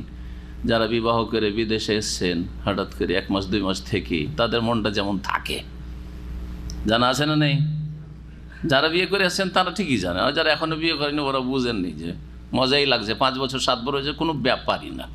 কিন্তু নতুন বিয়ে করে 2-3 মাস থেকেই তারপরে চলে এসছেন, অথবা বিয়ে করেছেন এখনও মানে ওই রকম থাকার সুযোগ পাননি, তাদের যে কেমন দিন কাটছে, রাত কাটছে, ওরা বুঝতে পারছে। তো আদম আলাইহিস সালাম ওই রকম অবস্থা। মানুষের প্রকৃতি একটা আছে, হ্যাঁ, তার শারীরিক চাহিদা, সুতরাং কোনো শান্তি যেন নেই জীবনে, এটা শুষ্ক জীবন, অশান্তির জীবন। ওই সময় ঘুম ভাঙতে দেখছেন হাওয়া তার পাশে, দেখে মুচকি হাসি দিয়েছে, স্বাভাবিক। সুবহানাল্লাহ, মানুষের প্রকৃতি। হ্যাঁ, স্ত্রীকে দেখলেই মুচকি হাসি, যদি সত্যি আন্তরিকতা থাকে, ভালোবাসা থাকে। আল্লাহ বলছেন যে তুমি আর তোমার স্ত্রী জান্নাতে বসবাস করো, ওয়াকুলা মিনহা, আর তোমরা উভয়ে সেখান থেকে খেতে থাকো, রাগাদান, তৃপ্তির সাথে। রাগাদান অফুরন্তকে বলা হয়, ফুরাবার নাই, শেষ হওয়ার নাই। তৃপ্তির সাথে, যা ইচ্ছা তাই, যেমন ইচ্ছা তাই, যখন ইচ্ছা তাই তখন। হাইসু শি'তুমা, যেখান থেকেই তোমরা চাও না কেন, যেখান থেকে যা ইচ্ছা তাই খেতে পারো। তবে এই তবে যে করে দিলেন আল্লাহ রাব্বুল আলামিন, পরীক্ষা এটি। ওয়ালা তাকরাবা হাযিহিশ শাজারা, এই গাছের তোমরা উভয়ে কাছে যাবে না। ফাতাকুনা মিনাজ জালিমিন, নচেত তোমরা জালেমদের দলভুক্ত হবে, অন্যায়কারীদের দলভুক্ত হয়ে যাবে। গাছের কাছে গেলে এই গাছ থেকে যদি খাও ফল, তাহলে কিন্তু জালেম হয়ে যাবে। আগেই সাবধান করে দিচ্ছে। আল্লাহ সাবধান করেছেন না করেন নাই? তা আল্লাহর উপর কোনো দোষ চাপবে? হ্যাঁ, যে আল্লাহ বের করবে, দুনিয়াতে পাঠাবে, সেই জন্য এরকম কাজ করেছে। আল্লাহ বলেছে যে তুমি এরকম কাজ করো, দিয়ে বেরিয়ে যাও। আল্লাহ বলছে আরামে থাকো, তুমি এই কাজটা করিও না। কাজ করলেন আদম, ঠিক না? তা আমাদের বাবার ভুলের কারণে আমাদেরকে পৃথিবীতে আসতে হয়েছে। তারপর আল্লাহ রাস্তা বলে দিয়েছেন, ঠিক আছে, জান্নাত দেখিয়ে দিয়েছি, আর জান্নাতে কিছু তো রেখেছিও তোমাদের বাবা আদমকে, আর জান্নাতে ফিরেও আসতে পারবে, তার তরিকাও বলে দিচ্ছি। এখন ওই তরিকা ধরো, আবার ওই জান্নাতে ফিরে আসবে। হারিয়ে যাওয়া বস্তু হাসিল হবে। খেলাফত মুসলিম জাতি হারিয়ে দিয়েছে, হারিয়েছে না হারায়নি? হারিয়ে দিয়েছে। খোলাফায়ে রাশেদিনদের খেলাফত ছিল, তারপরে ছিল ওমাইয়াদের খেলাফত ছিল, আব্বাসীদের খেলাফত ছিল, তুর্কিদের খেলাফত ছিল, মোগলদের খেলাফত বা মুসলিম রাজত্ব ছিল ভারতে 700-800 বছর ধরে। সব হারিয়ে দিয়েছে মুসলিমরা। এখন না, পশ্চিমা সভ্যতা তাদের ঘরে ঘরে, হ্যাঁ, রাস্তাঘাটে, হ্যাঁ, সব জায়গায়, জি, হারিয়ে দিয়েছে। কিসের কারণে হারিয়েছে? আল্লাহ এমনি কেড়ে নিয়েছেন না, তাদের জুলমের কারণে, তাদের পাপের কারণে। আর সবচেয়ে বড় জুলম হচ্ছে শিরকের জুলুম। শিরকের জুলুম ভারত উপমহাদেশের শিরকের ধর্ম, শুধু শিরক। কত যে হাজার হাজার লক্ষ লক্ষ কবর মাজারের পূজা হচ্ছে, সেজদা হচ্ছে আল্লাহকে বাদ দিয়ে। এই সবগুলি হচ্ছে মুসলিম আমলে। যতগুলি মাজার আর মাজার পূজা সব শুরু হয়েছে মুসলিম রাজত্বের আমলে, হিন্দু রাজাদের আমলে এগুলো শুরু হয় নাই। জি, এগুলোর পৃষ্ঠপোষকতা করেছে, আল্লাহ কেড়ে নিয়েছেন। মানুষের কাছ থেকে কিছু হারিয়ে গেলে তারপরে সেটা উদ্ধার করার জন্য মানুষ আপ্রাণ চেষ্টা করে। এটা হচ্ছে মানুষের একটা স্বভাব, ভালো দিক। কিন্তু তার পন্থাটা সঠিক পন্থা হইতে হবে, ঠিক কিনা? আমার কাছ থেকে হাতছাড়া হয়ে গেছে বা হারিয়ে গেছে আমারই জিনিস, কিন্তু সেটা হাসিল করার জন্য পন্থাটা কি হইতে হবে? সঠিক পন্থা হইতে হবে। আর মুসলিমের জন্য সঠিক পন্থা হচ্ছে লাকাদ কানা লাকুম ফি রাসূলিল্লাহি উসওয়াতুন হাসানা। রাসূলুল্লাহ সাল্লাল্লাহু আলাইহি ওয়াসাল্লামের মধ্যেই তোমাদের জন্য উত্তম আদর্শ রয়েছে, উত্তম আদর্শ রয়েছে। নবীর তরিকায় ফিরে আসতে হবে, খোলাফায়ে রাশেদিনের তরিকায় ফিরে আসতে হবে, সাহাবায়ে কেরামদের তরিকায় ফিরে আসতে হবে। জি, তারপরে তাবেঈনদের তরিকায় ফিরে আসতে হবে, তাবেঈনদের তরিকায় ফিরে আসতে হবে। 4 আইম্মায়ে কেরাম রাহিমাহুমুল্লাহ জামিয়ান ওয়া রাদিয়াল্লাহু আনহুম আজমাইন, তাদের তরিকায় ফিরে আসতে হবে। ইমাম মালিক রাহিমাহুল্লাহ বলছেন, লা ইয়াসলুহু আখিরু হাযিহিল উম্মাহ ইল্লা বিমা সালুহা বিহি আউয়ালুহা। এ উম্মতের শেষ যুগের মানুষের সমস্যার সমাধান হবে না, অবস্থার উন্নতি হবে না, ভালো হবে না, ইল্লা বিমা সালুহা বিহি আউয়ালুহা, ওই পন্থা ছাড়া, ওই রাস্তা ছাড়া, ওই আদর্শ ছাড়া যা দিয়ে এই উম্মতের প্রথম যুগের লোকের সমাধান হয়েছে সমস্যার। জি, ওই দিকে ফিরে যেতে হবে, ওই আদর্শে ফিরে যেতে হবে। দিনের অপব্যাখ্যা না করে, ভুল ব্যাখ্যা না করে, আর মানুষের 50-60 বছর আগের মন্ত্রতন্ত্র আর ওই সব মতবাদ নিয়ে ছোটাছুটি না করে, আর পশ্চিমাদের মতবাদ কিছু তাদের নিলাম, কিছু আমাদের নিলাম, লক্ষ্য উদ্দেশ্যটা ইসলামের, আর পন্থাটা হচ্ছে কার? ইহুদি নাসারাদের। এইরকম রাস্তা ধরলে কিয়ামত পর্যন্ত কখনো লা ইয়াসলুহু আখিরু হাযিহিল উম্মাহ সমাধান হবে না। যেমন গ্রামে মেলা অভাবী গরিব আছে, আর কিছু অল্প ধনী লোকের আছে, তাদের অনেক টাকা পয়সা আছে, কিন্তু এই ধনী লোকগুলি সব হচ্ছে কৃপণ বখিল, দান খেরাত করতে চায় না। তখন কিছু গ্রামের চোর ডাকাত তৈরি হলো, আর তৈরি হওয়ার পরে বলছে যে তোরা খাওয়াবি না গ্রামের গরিবকে, তোদের বাড়ি থেকে ডাকাতি করব, ছিনতাই করব, লুটপাট করব, করে গ্রামের গরিবকে কি করব? খাওয়াবো। গ্রামের গরিবকে খাওয়াবো কথাটি ভালো কথা না মন্দ? ভালো কথা। কিন্তু ধনীদের বাড়ি থেকে লুটপাট করে, ডাকাতি করে, মারধর করে কেড়ে খাওয়াবো কথাটি ভালো না মন্দ? মন্দ। এবার বুঝতে পেরেছেন? হ্যাঁ, রাষ্ট্রীয় পর্যায়ে ইসলামের আইনের বাস্তবায়ন হোক, কথা খুব সুন্দর, কোরআন সুন্নাহর কথা। দণ্ডবিধান কায়েম হোক, প্রতিষ্ঠা হোক, চোরের হাত কাটা হোক, খুব সুন্দর কথা। চোরের মদের দোকান বন্ধ করা হোক, লাইসেন্স বন্ধ করা হোক, খুব সুন্দর কথা। তার আগে শিরক বন্ধ করা হোক, সবচেয়ে সুন্দর কথা। মাজার থাক, ওগুলো মাথার ব্যথা নয়।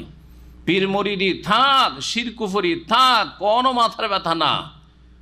ওগুলো হচ্ছে গরিবদের শিরক, ধনীদের শিরক উৎখাত করতে হবে। তাদের কাছে মদ খাওয়া হচ্ছে শিরকের চাইতে বড় অপরাধ। সেই জন্য মদ, জুয়া খেলা শিরক কুফরির চাইতে বড় অপরাধ, গায়রুল্লাহর সেজদার চাইতে বড় অপরাধ। এই জন্য তাদের ভাষায় কোনো এই কথা কখনো শুনবেন না। মাঝে মধ্যেই আপনি এই আলোচনাগুলি তাদের শুনতে থাকবেন, এই সব গুমরাদের, যে তাহলে দেশ থেকে মদ জুয়া কেমন করে উঠবে, এই কথা কোনদিন শুনেছেন? তাহলে দেশের কবর মাজার কি করে পাকা গলে কি করে নিশ্চিহ্ন হবে, দেশ থেকে শিরক কেমন করে উৎখাত হবে, এইসব কথা শুনেছেন? কখনো শুনবেন না। মদ আর জুয়া, মদ আর জুয়া, মদ জুয়া কেমন করে উঠবে? তাহলে তাদের কাছে মদ জুয়ার অপরাধ শিরকের অপরাধ চাইতে বড়। আর শিরকের অপরাধটা না ওটা অজ্ঞতার কারণে হচ্ছে, ওটা অজ্ঞতার কারণে হচ্ছে। আর মদ খাওয়া অজ্ঞতার কারণে হয় না? হ্যাঁ, মদ খেলে ফাসেক হয় রে বাবা। হ্যাঁ, আর জেনা করলে ফাসেক হয়, হালাল না মনে করলে। তারপরে জুয়া খেললে ফাসেক গুনাহগার হয়, ইসলাম থেকে খারিজ হয় না। কিন্তু শিরক করলে ইসলাম থেকে খারিজ, চিরকালে জাহান্নামী হয়।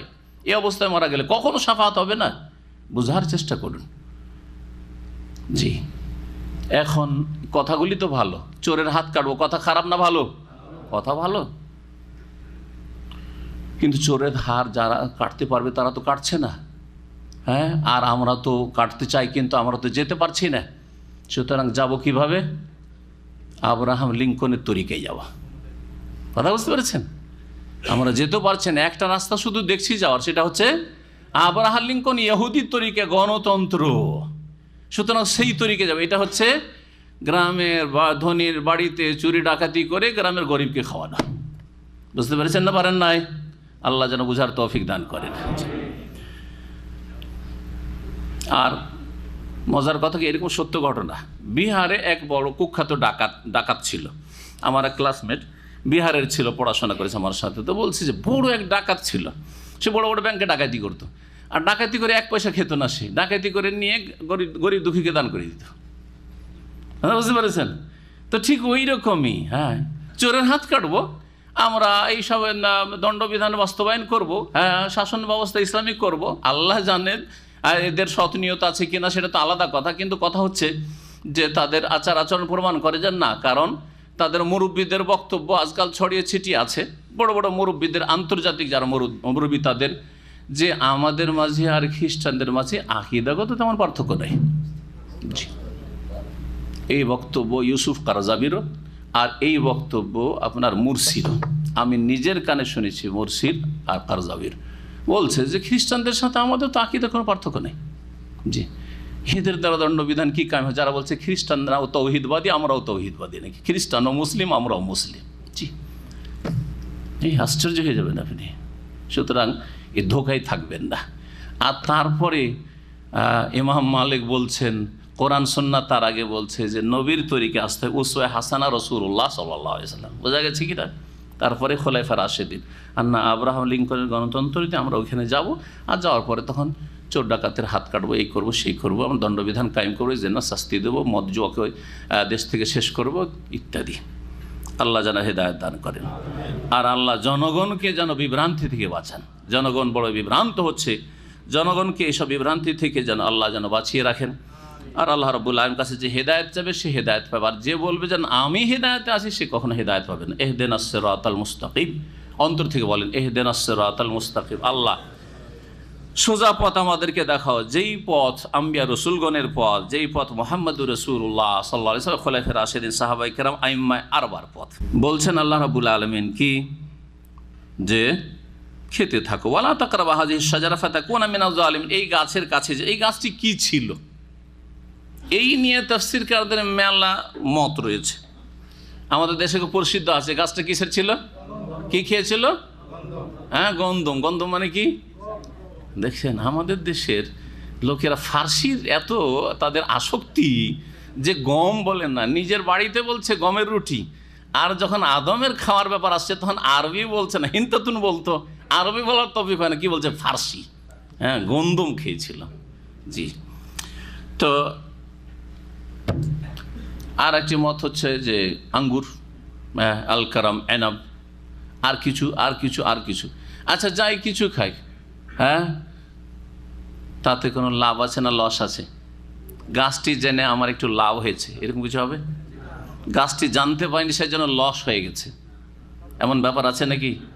সুতরাং এই গাছ জানার পিছনে ছুটা, এটা হচ্ছে অসার কাজ, লঘু।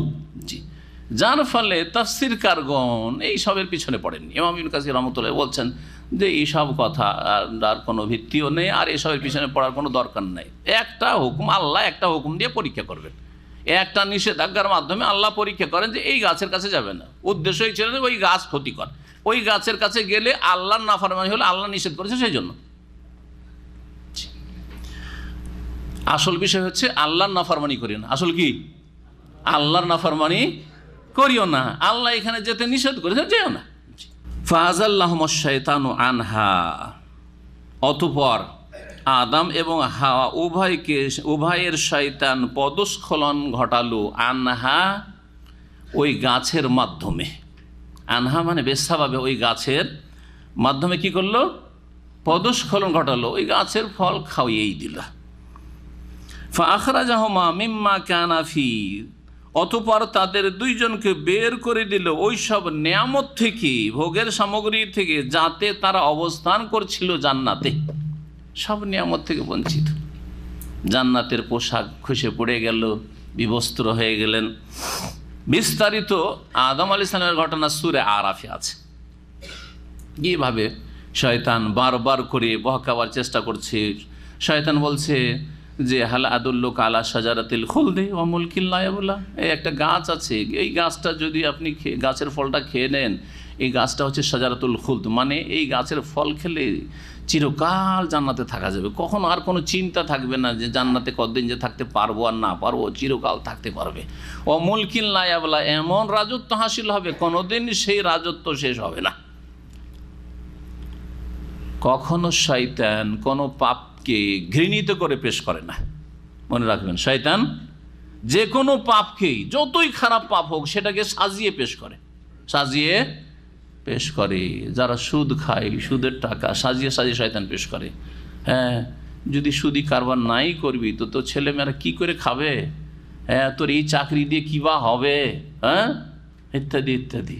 তো যদি এত হালাল হালাল করবি তো এক পা আগে বাড়তে পারবি, হ্যাঁ, তোর এত দায়িত্ব রয়েছে, ইত্যাদি ইত্যাদি।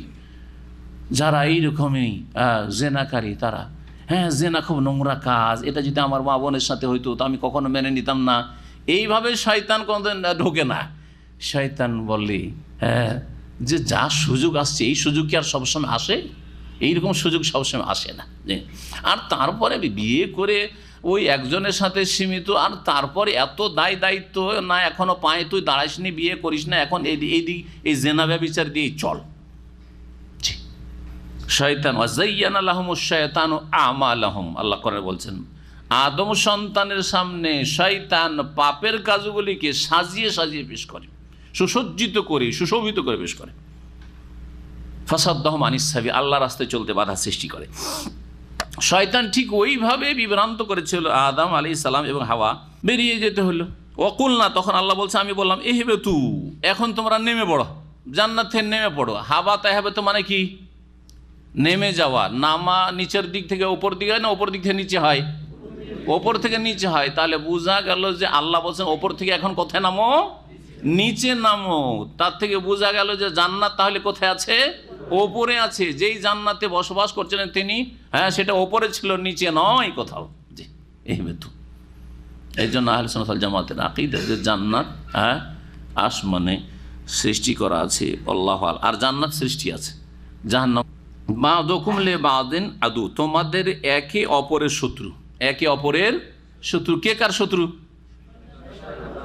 হ্যাঁ, একজন শয়তান মানুষের শত্রু, এটি একটি তাফসীর। বা'দুকুম লিবা'দিন আদুউন মানে ইবলিস, হে আদম তোমাদের শত্রু আর তোমরা ইবলিসের শত্রু, কখনো বন্ধু হইতে পারে না। ওয়ালা তাত্তাবিউ খুতুওয়াতিশ শায়তান ইন্নাহু লাকুম আদুউম মুবিন, প্রকাশ্য শত্রু। আর দ্বিতীয় তাফসীর হচ্ছে বা'দুকুম লিবা'দিন আদুউন, এখন জমিনে নেমে যাও, ওখানে গিয়ে পারস্পরিক সম্পর্ক তোমাদের ভালো থাকবে না, এক মানুষ আর এক মানুষের সাথে দুশ্মনী করতে থাকবে, লেগেই থাকবে। এগুলো মানুষ মানুষের সাথে দুশ্মনীতে লেগেই থাকবে, অনেকে অনেকের সাথে দুশ্মনী করে চলতে থাকবে। সুতরাং এটা কোরআনে কারীমের কথা, দুশ্মন আপনার থাকবে, হ্যাঁ আমার থাকবে, দুশ্মন শেষ করতে পারবেন না। দুশ্মন যদি কেউ শেষ করতে পারতেন তো তিনি প্রথম হইতেন মুহাম্মদ রাসূলুল্লাহ সাল্লাল্লাহু আলাইহি ওয়াসাল্লাম। ওয়ালাকুম ফিল আরদি মুস্তাকাররুন ওয়া মাতাউন ইলা হিন, এবং তোমাদের জন্য পৃথিবীতে কি রয়েছে? অবস্থান রয়েছে, মুস্তাকার বাসস্থান। যাও, হ্যাঁ স্থায়ী বাসস্থান মুস্তাকার না, সেখানে কিছুদিন থেকে নাও, যা তোমাদের জন্য সেখানে অবস্থান। অমাতাউন ইলা হিন, এবং কিছু কালের জন্য সেখানে তোমাদের জন্য উপজীবিকা রয়েছে, রিজিক ভোগের সামগ্রী রয়েছে, যাও ওখানে কিছু ভোগ করো, আর তারপরে তোমাদের মওত আসবে, আর দুনিয়া থেকে বিদায় হবে, বদলার জগতে চলে যাবে, কর্মজগৎ থেকে। ভুল তো করে ফেললেন আদম আলাইহিস সালাম, তারপরে বুঝতে পারলেন যে আমি তো ভুল করে ফেললাম, এখন কি করি? জানেন না যে আল্লাহকে কেমন করে ডাকতে হয়। আল্লাহ যে কত আরহামুর রাহিমিন, দয়ালু, তিনি নিজেই শিখাচ্ছেন কিছু বাক্য, যে এই বাক্যগুলি পড়ে আমার কাছে তওবা করো, হ্যাঁ ক্ষমা প্রার্থনা করো, আমার কাছে ভুল স্বীকার করো, তাহলে আমি তোমাদেরকে ক্ষমা করে দেব। জি, ভালো বাপ মা ছেলে মেয়েদের, আর সব প্রায় বাপ মাই ভালো থাকে এই ক্ষেত্রে। ছেলে মেয়েরা যতই খারাপ হয়ে যায় তারপরেও ভালো করার জন্য শিখিয়ে দেয়। হ্যাঁ, মা যদি শক্ত হয়ে যায় বাপ শিখিয়ে দেয় যে ভুল স্বীকার কর তোর মার কাছে, তোর মা রাজি হচ্ছে না, ঠিক না? বাপ শক্ত হয়ে গেছে তখন মা শিখিয়ে দেয় যে ভুল স্বীকার করে, তো হাত ধরে নে, পা ধরে নে, এই ভাষা এইভাবে বল, তোকে মাফ করে দিবে। মায়া, আল্লাহ রাব্বুল আলামিন বাপ মার চাইতে বেশি মায়া করেন, বাপ মার চাইতে বেশি তিনি অতি দয়ালু আরহামুর রাহিমিন তিনি। ফাতালাক্কা আদম মির রাব্বিহি কালিমাত, আদম আলাইহিস সালাম প্রাপ্ত হলেন তার প্রতিপালকের পক্ষ থেকে কয়েকটি শব্দ, মানে কয়েকটি বাক্য। সেগুলি কি ছিল? সূরা আরাফে উল্লেখ করা হয়েছে। কালা, উভয় বলেছিলেন এই দোয়াটি, রব্বানা, হে আমাদের প্রতিপালক, যালামনা আনফুসানা, আমরা নিজেদের ওপর কি করেছি? জুলুম করেছি। আল্লাহ বলেই দিয়েছিলেন যে ওয়ালা তাকরাবু হাযিহি শাজারা, গাছের কাছে যেও না, ফাতাকুনা মিনাজ জালিমিন, তাহলে জালেম হয়ে যাবে, গেলেই জালেম হয়ে যাবে। স্বীকার করছেন, এখন বুঝতে পেরেছেন। যালামনা আনফুসানা, নিজেদের উপর জুলুম করেছি। কোনো মানুষের উপর জুলুম করেছিল? হ্যাঁ, তাহলে নিজের উপর জুলুম করা মানে অন্যায় কাজ, আল্লাহর কোনো নাফরমানি করা হচ্ছে জুলুম। জি, জুলমের প্রকরণগুলি বহুবার বলেছি, আর ফেরাচ্ছি না। ওয়া ইল্লাম তাগফির লানা ওয়া তারহামনা, হে আল্লাহ তুমি যদি আমাদের ক্ষমা না করো এবং আমাদের উপর দয়া না করো, লানাকুনান্না মিনাল খাসিরিন, তাহলে আমরা ক্ষতিগ্রস্তদের অন্তর্ভুক্ত হয়ে যাব। ফাতাবা আলাইহি, আল্লাহ তখন তার তওবা কবুল করলেন। ইন্নাহু হুয়াত তাওয়াবুর, নিশ্চয় তিনি বড়ই তওবা গ্রহণকারী বা তওবার তৌফিক দাতা এবং বড় দয়ালু। কোরআনে কারীমের দোয়া হচ্ছে আদম আলাইহিস সালাম এই দোয়া করেছিলেন, তাই না? আর আমাদের দেশের বিদআতপন্থীরা তাদের ওয়াজ মাহফিলে, তাদের কিতাবাদিতে কি লিখে, যে আদম আলাইহিস সালামকে যখন আল্লাহ সৃষ্টি করলেন তখন আরশের দিকে তাকালেন, তাতে লেখা আছে লা ইলাহা ইল্লাল্লাহ মুহাম্মাদুর রাসূলুল্লাহ। ওইটা দেখে মনে ছিল, জান্নাতে যখন তাড়িয়ে দেওয়া হইল তখন মনে হলো যখন আল্লাহর সাথে মিলিয়ে যখন নাম লেখা আছে মোহাম্মদের, তাহলে কোনো বড় ব্যক্তিত্ব নিশ্চয় আছেন যার আল্লাহর কাছে মাকাম মর্তবা আছে। সুতরাং নবীর, আমাদের শেষ নবীর ওসিলা ধরে, আল্লাহ তোমার শেষ নবীর ওসিলাই আমাদের গুনাহ খাতা মাফ করে দাও। এই যে কিচ্ছা ওয়াইজদের, আমাদের দেশের আলেম সমাজের অধিকাংশ আলেমদের এইসব বক্তব্য, এই কথাটি জাল কথা। হাদিস মুস্তাদরাক হাকিমে আছে এবং হাদিসের সনদ সহিহ নয়, ভিত্তিহীন হাদিস। 1 নম্বর, হাদিস সহিহ নয়, ভিত্তিহীন। 2 নম্বর কথা যে কোরআন বিরোধী। কোরআন বিরোধী। কোরআন কি বলছে? যে এই বাক্যগুলি শেখানো হয়েছিল, এখানে বলা হয়েছে কালেমাত, আর এই কালেমাতের ব্যাখ্যা করে দেওয়া হয়েছে সূরা আরাফে। সূরা আরাফে তাফসীর আমাদের হয়ে গেছে, সেখানে আপনারা জেনে নিতে পারবেন অথবা সেই আয়াতগুলি পড়ে নিতে পারবেন। আল্লাহ বলছেন, কুলনা, আমি বললাম, ইহবিতু মিনহা জামিয়ান, তোমরা এখান থেকে নেমে পড়ো সকলে, স্বামী স্ত্রী নেমে পড়ো এখান থেকে। ফাইম্মা ইয়াতিয়ান্নাকুম মিন্নি হুদা, তারপরে শুনে নাও, আমার পক্ষ থেকে যদি তোমাদের নিকটে কোনো দিক নির্দেশনা আসে, হেদায়াত নামা আসে, আসমানি বিধান আসে। আসমানি বিধানকে, আল্লাহর আদেশ নিষেধকে হেদায়াত বলা হয়েছে। ফামানিত্তাবা হুদায়া, সুতরাং যারাই আমার দিক নির্দেশনার অনুসরণ করবে, আমার হেদায়াত নামার ওপর আমল করবে, ফালা খাউফুন আলাইহিম ওয়ালা হুম ইয়াহজানুন, তাদের কোনো ভয়ও নেই আর তারা চিন্তিত হবে না। আল্লাহ রাব্বুল আলামিন বলে দিলেন যে জান্নাত থেকে তো তোমাদেরকে নামিয়ে দেওয়া হইলো, কিন্তু জান্নাতে যাওয়ার পন্থাটাও তোমাদের শিখিয়ে দেওয়া হইলো। জি, নেমে পড়ো। আর তারপর আমার পক্ষ থেকে যদি হেদায়াত আসে, শুধু তোমার জন্য না, কিয়ামত পর্যন্ত তোমার সন্তানরা যতদিন পর্যন্ত আসতে থাকবে, কিয়ামত হওয়া পর্যন্ত যদি আমার পক্ষ থেকে হেদায়াত নিয়ে আসে কোনো নবী রসুল, জি, আর শেষ রাসূল সাল্লাল্লাহু আলাইহি সমস্ত মানুষের জন্য এই হেদায়েত নিয়েছেন কোরআনে কারীম। ফামানিত্তাবা হুদায়া, আমার হেদায়েতের অনুসরণ, কোরআনে কারীমের যারা অনুসরণ করবে, নবী মুহাম্মদ সাল্লাল্লাহু আলাইহি সাল্লাম হাদি এবং বশির তার অনুসরণ করবে, ফালা খাউফুন আলাইহিম, তাদের কোনো ভয়ও নেই, কোনো চিন্তা নেই। ওয়াল্লাযীনা কাফারু, পক্ষান্তরে যারা অমান্য করবে, ওয়াকাযাবু বিআয়াতিনা, আমার আয়াতসমূহকে মিথ্যা প্রতিপন্ন করবে, উলাইকা আসহাবুন নার, তারাই হবে জাহান্নামের অধিবাসী, হুম ফিহা খালিদুন, সেখানে তারা চিরকাল বসবাস করবে। ইয়া বানি ইসরাইল, এখন আদম আলাইহিস সালামের ঘটনা শেষ হলো। বনি ইসরাইল, বনি ইসরাইল কাদেরকে বলা হয়? বনি আসলে ছিল বানিন। বানিন মানে হচ্ছে ইবনুনের জমা হচ্ছে বানুন এবং বানিন। আল মাল ওয়াল বানুনা জিনাতুল হায়াতিদ দুনিয়া, আল বানিন। বানিন মানে সন্তানরা, ছেলেরা, বহু বচন। ইবনুন এক ছেলে, আর বানিন হচ্ছে অনেক ছেলে। আর ইসরাইল কার নাম? ইয়াকুব আলাইহিস সালামের উপাধির নাম, লাকাব। ইয়াকুব তার নাম, আর তার লাকাব ছিল ইসরাইল। ইসরাইলের অর্থ তাদের ভাষায়, সেই ভাষায় ইল মানে আল্লাহ হইতো, আর ইসরা মানে হচ্ছে আব্দ। তার মানে কি হলো? ইসরাইল মানে আব্দুল্লাহ। ইসরাইল মানে হচ্ছে আব্দুল্লাহ। তো তার উপাধি ছিল আব্দুল্লাহ, আর আল্লাহর বান্দা তিনি ছিলেন। ইয়াকুব আলাইহিস সালাম আল্লাহর নবী এবং বান্দা ছিলেন। তো ইয়াকুব আলাইহিস সালামের কয় ছেলে ছিলেন? 12 ছেলে। তার মধ্যে ছোট ছেলে ইউসুফ আলাইহিস সালাম, বেনিয়ামিন তার আপন ভাই, এই 12 ভাই। 12 ভাই থেকে বিশাল বিশাল এই বনি ইসরাইল বংশ পৃথিবীতে ছড়িয়ে পড়ে, বিশেষ করে ফিলিস্তিনে, প্যালেস্টাইনে ছড়িয়ে পড়ে। মিশর থেকে তারা চলে আসেন, আবার প্যালেস্টাইন ছড়িয়ে পড়ল, প্যালেস্টাইন থেকে সামদেশে বিভিন্ন জায়গায় ছড়িয়ে পড়লো। এরা হচ্ছে বনি ইসরাইল, এরা হচ্ছে বনি ইসরাইল। এমনকি ওখান থেকে তাদের বংশধর ইহুদি যারা খাইবারে এসেছিল, বনি ইসরাইল। নবী করিম সাল্লাল্লাহু আলাইহি সাল্লাম যে ইহুদি বিয়ে করেছিলেন এক মহিলাকে, তার নাম কি ছিল? উম্মুল মুমিনিন সাফিয়া বিনতে হুয়াই বিন আখতাব। এই হুয়াই বিন আখতাব বনি ইসরাইল বংশের লোক। সাফিয়া রাদিয়াল্লাহু তাআলা আনহা বনি ইসরাইল গোত্র, ইয়াকুব আলাইহিস সালামের বংশে। নবী মুহাম্মদ সাল্লাল্লাহু আলাইহি ইসমাইল বংশের, ইব্রাহিম আলাইহিস সালাম থেকে। ইব্রাহিম থেকে দুটো শাখা, একটা হচ্ছে কোন দিকে? ইসমাইল বংশ, মুহাম্মদ সাল্লাল্লাহু আলাইহি সাল্লাম সেই বংশে। আর এক বংশ হচ্ছে ইসহাক, আর ইসহাকের ছেলেই ইয়াকুব। ইয়াকুব ইসরাইল, ইয়াকুবের বংশধর বনি ইসরাইল। এই বনি ইসরাইল বংশের ছিলেন নবী মুহাম্মদ সাল্লাল্লাহু আলাইহি সাল্লামের প্রিয়তমা স্ত্রী সাফিয়া রাদিয়াল্লাহু তাআলা আনহা। খায়বারের যুদ্ধের পরে তাকে স্বাধীন করে সাফিয়া রাদিয়াল্লাহু তাকে বিয়ে করেছিলেন। বনি ইসরাইলদের সম্পর্কে আল্লাহ বলছেন, বনি ইসরাইলদেরকে মানব জাতির ইতিহাসে বড় সম্মানিত করা হয়েছে, বড় মর্যাদা দেওয়া হয়েছে। তাদেরকে এমন এমন নিয়ামত দেওয়া হয়েছে যে পার্থিব অনেক নিয়ামত তাদেরকে দেওয়া হয়নি। না, তাদেরকে দেওয়া হয়েছিল, আমাদেরকে দেওয়া হয়নি।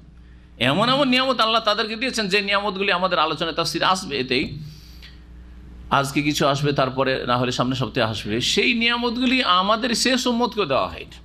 এই সব নিয়ামত দিয়ে, দিন দুনিয়ার নিয়ামত দিয়ে, দিনের নিয়ামত হচ্ছে অধিকাংশ নবী রসুলগণ বনি ইসরাইল বংশে এসেছেন। ইব্রাহিম আলাইহিস সালামের পরে ইসমাইল বংশে একমাত্র শেষ রাসূল মুহাম্মদ সাল্লাল্লাহু আলাইহি ওয়াসাল্লাম শ্রেষ্ঠ রাসূল। আর বাকি সমস্ত নবী ইব্রাহিম আলাইহিস সালামের পরে কোন বংশে এসেছে? আম্বিয়া বনি ইসরাইল। সব বনি ইসরাইলদের আম্বিয়া রসুলগণ। দিনের শ্রেষ্ঠত্ব, ফজিলত, দুনিয়ার ক্ষেত্রে ফজিলত তাদের খাবার চিন্তা না, পানির চিন্তা না, রোদরে বাতাসের চিন্তা, সুবহানাল্লাহ, সব তাদের কত বড় বালা মুসিবত থেকে উদ্ধার করলে, ফেরাউনের জুলুম অত্যাচারকে উদ্ধার করা, এবং তাদেরকে আবার তাদের বাপদাদা পূর্বপুরুষদের জমি ফিলিস্তিনে প্যালেস্টাইনে ফিরিয়ে দেওয়া, সেখানে তাদেরকে নেতৃত্ব দেওয়া, তাদেরকে শক্তিশালী করা, সমস্ত নিয়ামত আল্লাহর দুনিয়া দিয়েছেন। কিন্তু তারপরেও যখন তারা অবাধ্য হইল, আল্লাহর নাফরমানি করলো, আল্লাহর দিন থেকে সরে গেল, তাদেরকে ধাক্কা দিয়ে সরিয়ে দিয়ে শেষ নবী মোহাম্মদ রাসূলুল্লাহ সাল্লাল্লাহু আলাইহি ওয়াসাল্লামের উম্মতকে আল্লাহ ফজিলত দান করলেন, শ্রেষ্ঠত্ব দান করলেন। বনি ইসরাইলের এই ইহুদিদের শ্রেষ্ঠত্ব কেড়ে নিয়ে শেষ নবীর উম্মতকে দিয়ে দেওয়া হয়েছে সাল্লাল্লাহু আলাইহি ওয়াসাল্লাম। কোন আয়াতের ভিত্তিতে, কোন দলিলের ভিত্তিতে? সূরা আলে ইমরানে আমাদের তাফসিরে গিয়েছে, কুনতুম খায়রা উম্মাতিন উখরিজাত লিন-নাস, তোমরা শ্রেষ্ঠ উম্মত, শ্রেষ্ঠ জাতি, তোমাদেরকে মানব জাতির কল্যাণের জন্য পৃথিবীতে আনা হয়েছে। তা'মুরুনা বিল মারুফ, তোমরা এই কাজগুলি করতে হবে, তাহলে খায়রা উম্মত, শ্রেষ্ঠ উম্মত থাকবে। এই কাজ থেকে সরে গেলে তোমরাও নিকৃষ্ট হয়ে যাবে, এটাও আল্লাহ জানিয়ে দিয়েছেন। তা'মুরুনা বিল মারুফ, ভালো কাজের নির্দেশ দেবে, তার 3টি স্তর আছে। ওয়া তানহাউনা আনিল মুনকার, অন্যায় কাজে বাধা দেবে, তার 3টি স্তর আছে। নবী সাল্লাল্লাহু আলাইহি ওয়াসাল্লাম সহিহ মুসলিমের হাদিসে রয়েছে, বলেছেন। আর ওয়া তু'মিনুনা বিল্লাহ, আল্লাহর প্রতি তোমরা ঈমানদার হবে, বিশ্বাস, সত্যিকার ঈমানদার হবে। শিরক মুক্ত ঈমান, বিদাত মুক্ত ঈমান, কুফরি মুক্ত ঈমান, নেফাক কপটতা মুক্ত ঈমান, এবং ঈমানের দাবিতে সত্যতা প্রমাণের জন্য নেক আমল ফরজ ওয়াজিব আদায় করবে, হারাম নাজায়েজ থেকে বেঁচে থাকবে, এর নামই হচ্ছে দ্বীন। এটা যদি ঠিক রাখো তাহলে তোমরা হচ্ছ কি? খায়রা উম্মাহ। তার আগে ওদেরকে বলেছিলেন যে তোমাদেরকে বিশ্বজাহানের ওপর শ্রেষ্ঠত্ব দিয়েছি, কিন্তু তাদের কাছ থেকে এই নেতৃত্ব কেড়ে নেওয়া হয়েছে। নেতৃত্ব তাদের কাছ থেকে নিয়ে নেওয়া হয়েছে, এর বাস্তব প্র্যাকটিক্যাল দেখাবার জন্য মেরাজ হলো, ইসরা হলো নবী করিম সাল্লাল্লাহু আলাইহি ওয়াসাল্লামের। মেরাজে নবী মুহাম্মদ সাল্লাল্লাহু আলাইহি ওয়াসাল্লামকে নিয়ে গেলেন নৈশ ভ্রমণে, মসজিদে বাইতুল মুকাদ্দাসে গেলেন, যাওয়ার পরে সেখানে সমস্ত আম্বিয়া নবী রোগী রসুলগণকে নিয়ে আসা হলো। আর নবী মুহাম্মদ সাল্লাল্লাহু আলাইহি ওয়াসাল্লাম কী করলেন? তাদের ইমামতি করে 2 রাকাত নামাজ পড়ালেন। এতদিন নেতৃত্ব কার হাতে ছিল? বনি ইসরাইলদের কাছে ছিল। এখন নেতৃত্ব তাদের কাছ থেকে নিয়ে কাকে দিয়ে দেওয়া হলো? শেষ নবী মুহাম্মদ সাল্লাল্লাহু আলাইহি ওয়াসাল্লামকে দেওয়া হলো। দেখো তোমাদের ইমামতি করলেন এখন কে? মুহাম্মদুর রাসূলুল্লাহ সাল্লাল্লাহু আলাইহি ওয়াসাল্লাম। জি, এই মেরাজের ঘটনায় ইঙ্গিত করা হয়েছে, এটা বাস্তবে দেখানো হয়েছে। আর কোরআনে কারিমে বলে দেওয়া হয়েছে তোমরা শ্রেষ্ঠ উম্মত। কিন্তু এই শ্রেষ্ঠত্ব কোনো রঙের সাথে সম্পর্ক রাখে না, কোনো ভাষার সাথে সম্পর্ক রাখে না, কোনো বর্ণের সাথে সম্পর্ক রাখে না, কোনো অঞ্চলের সাথে, এলাকার সাথে সম্পর্ক রাখে না, কোনো জমির সাথে সম্পর্ক রাখে না। বরং এই সম্পর্ক হচ্ছে কিসের সাথে? আকীদা, মানহাজ, ইবাদত, আখলাক। আকীদা ঠিক হইতে হবে, শিরক মুক্ত, বিদাত মুক্ত হইতে হবে, ইবাদত সুন্দর হইতে হবে, আল্লাহুম্মা আইন্নী আলা যিকরিকা ওয়া শুকরিকা ওয়া হুসনে ইবাদত থেকে। আখলাক, চরিত্রের অধিকারী, উত্তম চরিত্রের অধিকারী হইতে হবে। জি, তোমাদের মধ্যে সবচেয়ে শ্রেষ্ঠ কে? আহসানুকুম আখলাকা, যার যত চরিত্র বলো সে তোমাদের মধ্যে শ্রেষ্ঠ। আল্লাহ রাব্বুল আলামিন যেন তার দিন পালন করার উম্মতে মুসলিমাকে তৌফিক দান করেন, তার আগে আমাদেরকে যেন আল্লাহ রাব্বুল আলামিন অগ্রগামী করেন। বলছিলাম বনি ইসরাইলদের কথা শুনুন এখন। ইয়া বানি ইসরাইল, হে ইসরাইল বংশের লোকেরা, উযকুরু নেমাতি, আমার নিয়ামতকে স্মরণ করো, আল্লাতী আনআমতু আলাইকুম, যা তোমাদের ওপর অনুগ্রহ করেছি। আমার নিয়ামত, আমার অনুগ্রহ স্মরণ করো। আল্লাতী আনআমতু আলাইকুম, যা দিয়ে তোমাদের ওপর কি করেছি? অনুগ্রহ করেছি। ওয়া আউফু বিআহদি, এবং আমার সাথে কৃত চুক্তি তোমরা পূর্ণ করো। আল্লাহর সাথে যে চুক্তি হয়েছে, অর্থাৎ আল্লাহর দিন মেনে চলবে। উফে বিআহদিকুম, তাহলে তোমাদের সাথে যে প্রতিশ্রুতি করেছি সেই ওয়াদা চুক্তি আমি পূরণ করব। এই কথাটা শুধু আল্লাহ তাদেরকে বলেছেন না আমাদেরকে বলেছেন? আমাদের সাথে কিন্তু আল্লাহর ওয়াদা আছে। আমাদের সাথে কি আছে? আল্লাহর ওয়াদা আছে। ওয়াদার সাথে সেই ওয়াদা পূরণ করলে আল্লাহ আমাদের সাথে ওয়াদা করে সেই ওয়াদা পূরণ করবেন। আছে না নেই? এরকম কোন একটি আয়াত বলতে পারেন? সূরা নূরের, মাশাআল্লাহ, আয়াত নম্বর ভালো মুখস্থ রেখেছেন। সূরা নূরে আল্লাহ বলছেন, ওয়াদাল্লাহুল্লাযিনা আমানু মিনকুম, আল্লাহ তোমাদের মধ্যেকার মুমিন ঈমানদারদের সাথে ওয়াদা করেছে। 1 নম্বর শর্ত হচ্ছে ঈমানদার হইতে হবে। মুমিন, কমিন, মুনাফিক, কপট, ইসলামের কিছু নেব আর পশ্চিমাদের কিছু নেব, টার্গেটটা ইসলামের নেব আর পন্থাটা নেব পশ্চিমাদের, লিঙ্কনের, এটা চলবে না। আমানু মিনকুম, ঈমানদার হইতে হবে। জি হ্যাঁ। ওয়া আমিলুস সালিহাত, ঈমানের দাবিদার জাতিতে মুসলিম হইলে হবে না, সৎকর্মশীল হইতে হবে, 3য় শর্ত। শর্ত হইল দুটো। এগুলো কি? আল্লাহর পক্ষ থেকে আমাদের কাছ থেকে নেওয়া কি ওয়াদা। ভালো করে মনে রাখেন, দুটো বললাম। কি দেবেন আল্লাহ বলছেন? কি? আমরা যদি এইগুলো পুরা করি তাহলে আল্লাহ কি পুরা করবেন? লা ইয়াস্তাখলিফান্নাহুম ফিল আরদে, আল্লাহ পৃথিবীতে তোমাদেরকে নেতৃত্ব দান করবেন, খেলাফত দান করবেন। জি, লা ইয়াস্তাখলিফান ফিল আরদ কামা ইস্তাখলাফাল্লাযী মিন ক্বাবলিহিম, যেমন আগের লোকদেরকে আল্লাহ খেলাফত দিয়েছিলেন, দাউদকে, সুলাইমানকে, মুহাম্মদুর রাসূলুল্লাহ সাল্লাল্লাহু আলাইহি ওয়াসাল্লামকে, খোলাফায়ে রাশেদিনকে, ইত্যাদি ইত্যাদি। ওইভাবে আল্লাহ রাব্বুল তোমাদেরকে খেলাফত দান করবেন। ওয়ালা ইউমাক্কিনান্না লাহুম দীনাহুমুল্লাযী ইরতাদা লাহুম, এবং যেই দিনকে তোমাদের জন্য আল্লাহ পছন্দ করে মনোনীত করে সেটাকে শক্তিশালী করবেন। শক্তিশালী করে, দিন শক্তিশালী হবে, দিন ইসলাম দুর্বল হবে না, আল্লাহ শক্তিশালী করে ওয়াদা করেছেন। আর কি? ওয়ালা ইউবাদদিলান্নাহুম মিন বাদি খাউফিহিম আমনা, ভয় লাগছে, ভয়ের পরে ভয়কে দূরে সরিয়ে দিয়ে আল্লাহ তোমাদের জন্য নিরাপত্তা প্রতিষ্ঠা করবেন, নিরাপদ রাখবেন তোমাদেরকে, নিরাপদ জীবন দান করবেন তোমাদেরকে।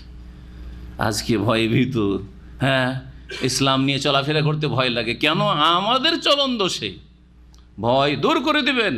মক্কায় সাহাবায়ে কেরামদেরকে ভয় লাগতো, মদিনা আসার পরে ভয় দূর হলো ধীরে ধীরে, বিশেষ করে মক্কা বিজয়ের পরে আর কোনো ভয় থাকলো না। সুবহানাল্লাহ, আল্লাহ ওয়াদা করেছেন এগুলি। আল্লাহর ওয়াদা, তাহলে আল্লাহ এই তিনটি দেবেন। বোঝা গেছে কি না? এই তিনটা নিলে কি করতে হবে? একটু আগে বলেছি, একটা ঈমান, আর একটা কি? হ্যাঁ, সৎ কাজ। সৎ কাজগুলি যেগুলি আল্লাহ করতে বলেছেন আর যেগুলিতে বাঁচতে বলেছেন বাঁচবে। আর তারপরে শেষখানে আরও দুটি শর্ত লাগাচ্ছেন। কি? ইয়াবুদুনানি, একমাত্র আমার ইবাদত করবে। 4 নম্বর শর্ত হচ্ছে লা ইউশরিকুনা বি শাইআ, আমার সাথে কোনো কিছুকে শরীক করবে না। এই 4টা শর্ত পুরা করেন। ঈমান, আমাল সলে, ইবাদত বন্দেগী আল্লাহর, আর শিরক মুক্ত হওয়া। লক্ষ লক্ষ কবর মাজার পূজা থেকে যাবে আর বলবেন যে আমরা খেলাফত হাসিল করব, আসুন আমাদের সাথে। হ্যাঁ, আমরা আপনাদের ভয় দূর করবো, নিরাপত্তা কায়েম করবো, আসুন আমাদের সাথে। আমরা দিনকে শক্তিশালী করবো, আসুন আমাদের সাথে। কিয়ামত পর্যন্ত হবে না। ভালো শুনুন, আল্লাহ বলছেন।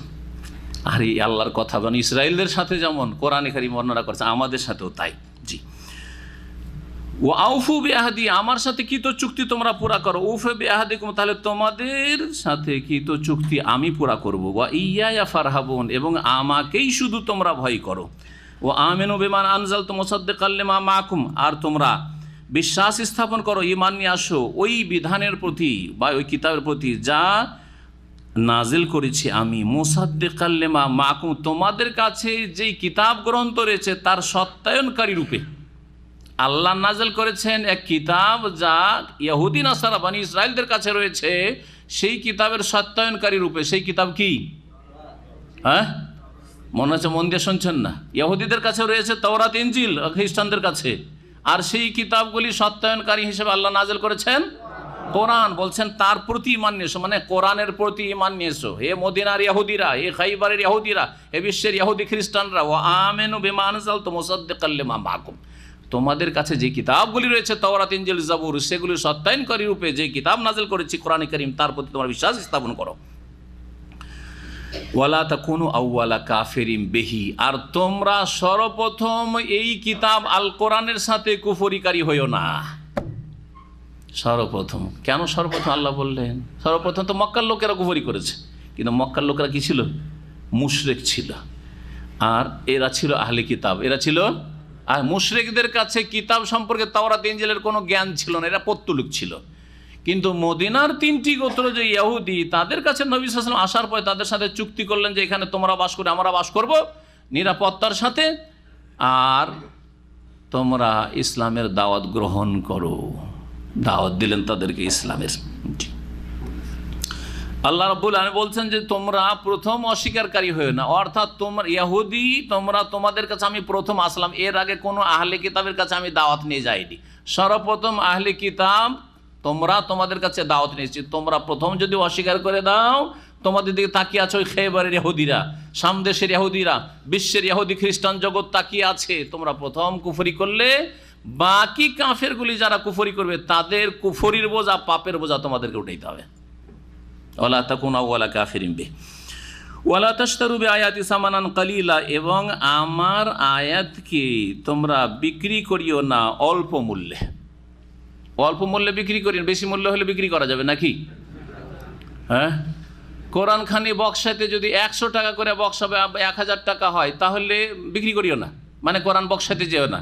কিন্তু যদি বললে যে এক খতম পার খতমে 1 লক্ষ টাকা, তাহলে অসুবিধা নেই নাকি? হ্যাঁ, আল্লাহ বলছেন সামানান কালিল, আমার অল্প মূল্যে বিক্রি করে, বেশি মূল্যে বিক্রি করিও। তাবিজ 2, 4, 5 টাকায় বিক্রি করিও না, কিন্তু 10,000, 20,000 টাকার, 5,000 টাকার তাবিজ হলে বিক্রি করো নাকি? সবগুলি ধর্ম ব্যবসা, এগুলো চলবে না। তো সামানান কালিলা বলতে কি বোঝানো হয়েছে? সামানান কালিলা বলতে সারা পৃথিবীর ধন সম্পদকে বোঝানো হয়েছে। আর আল্লাহর আয়াত হচ্ছে আল্লাহর বিধান, দিন ইসলামকে দুনিয়ার স্বার্থে বিক্রি করে দিও না। এবার বুঝতে পেরেছেন? সারা দুনিয়া একদিকে রাখেন, আর দিনে ইসলামের বিধিবিধান তৌহিদ একদিকে রাখেন। তৌহিদকে বিক্রি করে দিচ্ছেন দুনিয়ার তুচ্ছ কিসের নজর নিয়াজের জন্য, যে তৌহিদের কথা বললে আমাদের মাজার পূজা শেষ হয়ে যাবে, আমাদের কোরআনখানি শেষ হয়ে যাবে, আমাদের এই বক্সানোর ব্যবসা শেষ হয়ে যাবে, মিলাদের ব্যবসা শেষ হয়ে যাবে, আমাদের তাবিজের ব্যবসা শেষ হয়ে যাবে, আমাদের পেটে আঘাত লাগবে। না না না, কোটি কোটি টাকা চলে যাক, দুনিয়ার সব কিছু চলে যাক, কিন্তু কোরআনের বিধান যেন, রাসূলুল্লাহ সাল্লাল্লাহু আলাইহি ওয়াসাল্লাম সুন্নাহর বিধান যেন তোমাদের হাত ছাড়া না হয়। ওয়া ইয়া ফাত্তাকুন, এবং আমাকেই তোমরা ভয় করো, আমাকেই তোমরা ভয় করো। তাহলে কোরআন পড়িয়া কি নেওয়া যাবে, পয়সা নেওয়া যাবে? কোরআন পড়ে পয়সা নেওয়া যাবে না? দেখেন, যদি কাউকে কেউ আপনাকে জিজ্ঞেস করছে, ভাই মসজিদে আজকে দেখছিলাম যে এক লোক আর এক লোকের পাশের লোক বলছে, আচ্ছা আমি পড়তে পারছি না, একটু পড়িয়ে দেন তো ভাই। বলছে 10 রিয়াল বের করেন, 10 রিয়াল দেন, তাহলে আমি কোরআনের আয়াতটা পড়িয়ে দেবো, তাহলে হারাম, ঠিক না? কিন্তু যদি আরেকজন বলছে যে ভাই আমাকে প্রতিদিন 1 ঘন্টা করে পড়িয়ে দিতে, একটু কোরআনটা শিখিয়ে দিতে হবে, প্রতিদিন 1 ঘন্টা করে কোরআন শিখিয়ে দিতে হবে, বলছে তাহলে ভাই 200 টাকা লাগবে, জায়েজ আছে কি না? বলছি যে এখানে তো বিক্রি করা হয়েছে, চলবে এই যুক্তি? ওই যে আপনাকে 1 ঘন্টা দিতে আসবে, আসতে যেতে, আর তারপর ওই যে 1 ঘন্টা দিলে, ওই 1 ঘন্টা সে রুজি রোজগার করতে পারবে না? না সে ফেরেস্তা হয়ে এসছে, পেট বেঁধে এসছে? হ্যাঁ, বোঝা গেছে কি না? সুতরাং কোরআনের তালিম দিয়ে বেতন নেওয়া যাবে, তবে এই ক্ষেত্রে দুনিয়া লোভী হইতে হবে না। একজন লোক পয়সাওয়ালা 200 রিয়াল দিতে পারছে, আর একজন লোক গরিব মানুষ কোরআন শিখতে বেশ আগ্রহী, সে 100 টাকা দিতে পারছে, আপনি শিখান আল্লাহর রাস্তায়। যদি বলেন না না আমার 200 রেটে 200তে 199 হয় না, তাহলে আপনি দুনিয়াদার, তখন এই কোরআনের আয়াতের আওতাভুক্ত হবে না। একটা লোক বলছে যে ভাই আমার কাছে কোনো পয়সা নেই, চাকরি নেই, বিদেশে এসেছি, কোরআন শিখিনি, খুব আক্ষেপ লাগছে, আমি কোরআন শিখতে চাই, যদি আল্লাহর রাস্তায় একটু শিখে দেন। বলছে না ভাই আমার রেট কমবে না, আমি আমার মার্কেট খারাপ করব না, চলবে? হারাম, তখন হারাম হবে। এই জন্য যেসব ওলামা ফোকাহারা, কিছু ইখতলাফ ছিল মাসাজে কোরআনের তালিম দিয়ে বা মাদ্রাসায় পড়িয়ে পয়সা নেওয়া যায় কি না, এই বিষয়ে ইখতলাফ ছিল। প্রথম হানাফি মযহাবে যে হারাম ছিল, ওলামায়ে দেওবন্দ সেটাকে জায়েজ করেছে, কারণ দেখলো যে যদি বলি যে দেওবন্দে পড়িয়ে বা মাদ্রাসা, কওমি মাদ্রাসায় পড়িয়ে বেতন নিতে পারবে, ওইদিকে আলিয়া মাদ্রাসা তো সরকার কিছু দিচ্ছে পয়সা, কিন্তু কওমি মাদ্রাসায় তো সরকার দিবে না। আর যদি আলেম ওলামাদেরকে বলি যে কওমি মাদ্রাসায় পড়া ফ্রি, ফি সাবিলিল্লাহ, সকাল 6টা থেকে 12টা পর্যন্ত, তাহলে বেচারা আর কাজ করবে কোথায়? সকাল 6টা থেকে 12টায় তো ডিউটি করার সময়, দেশে রুজি রোজগার পাবে কোথায়? যদি ওই ফিকার কিতাবের ফতোয়ার ভিত্তি করে হারাম ফতোয়া এখনও দিতে থাকি, তাহলে ইসলাম ভারত উপমহাদেশ থেকে উঠেই যাবে। তখন তারা বললো যে না, এটা জায়েজ আছে, কারণ এছাড়া কোনো উপায় নেই, কারণ ইসলামকে বা দিনী শিক্ষাকে টিকানো যাবে না। বোঝা গেছে? যেটাকে তাদের ভাষায় বলা হচ্ছে যে বেমা তাউম্ম বিহিল বালওয়া, ওমুমে বালওয়ার কারণে তাদের ভাষায় বলছি, বর্তমান যুগে যেহেতু সরকার এই শিক্ষার দায়িত্ব নিচ্ছে না, সরকার যদি বলে যে বাবা তোমাকে আমি পয়সা দিচ্ছি, তুমি দেশবাসীকে কোরআন শিখাও, হ্যাঁ, বোঝা গেছে কি না, তাহলে তখন নেওয়ার অধিকার থাকবে না, সরকার ভাতা দিচ্ছে। আজকে ওমর রাদিয়াল্লাহু তাআলা সম্পর্কে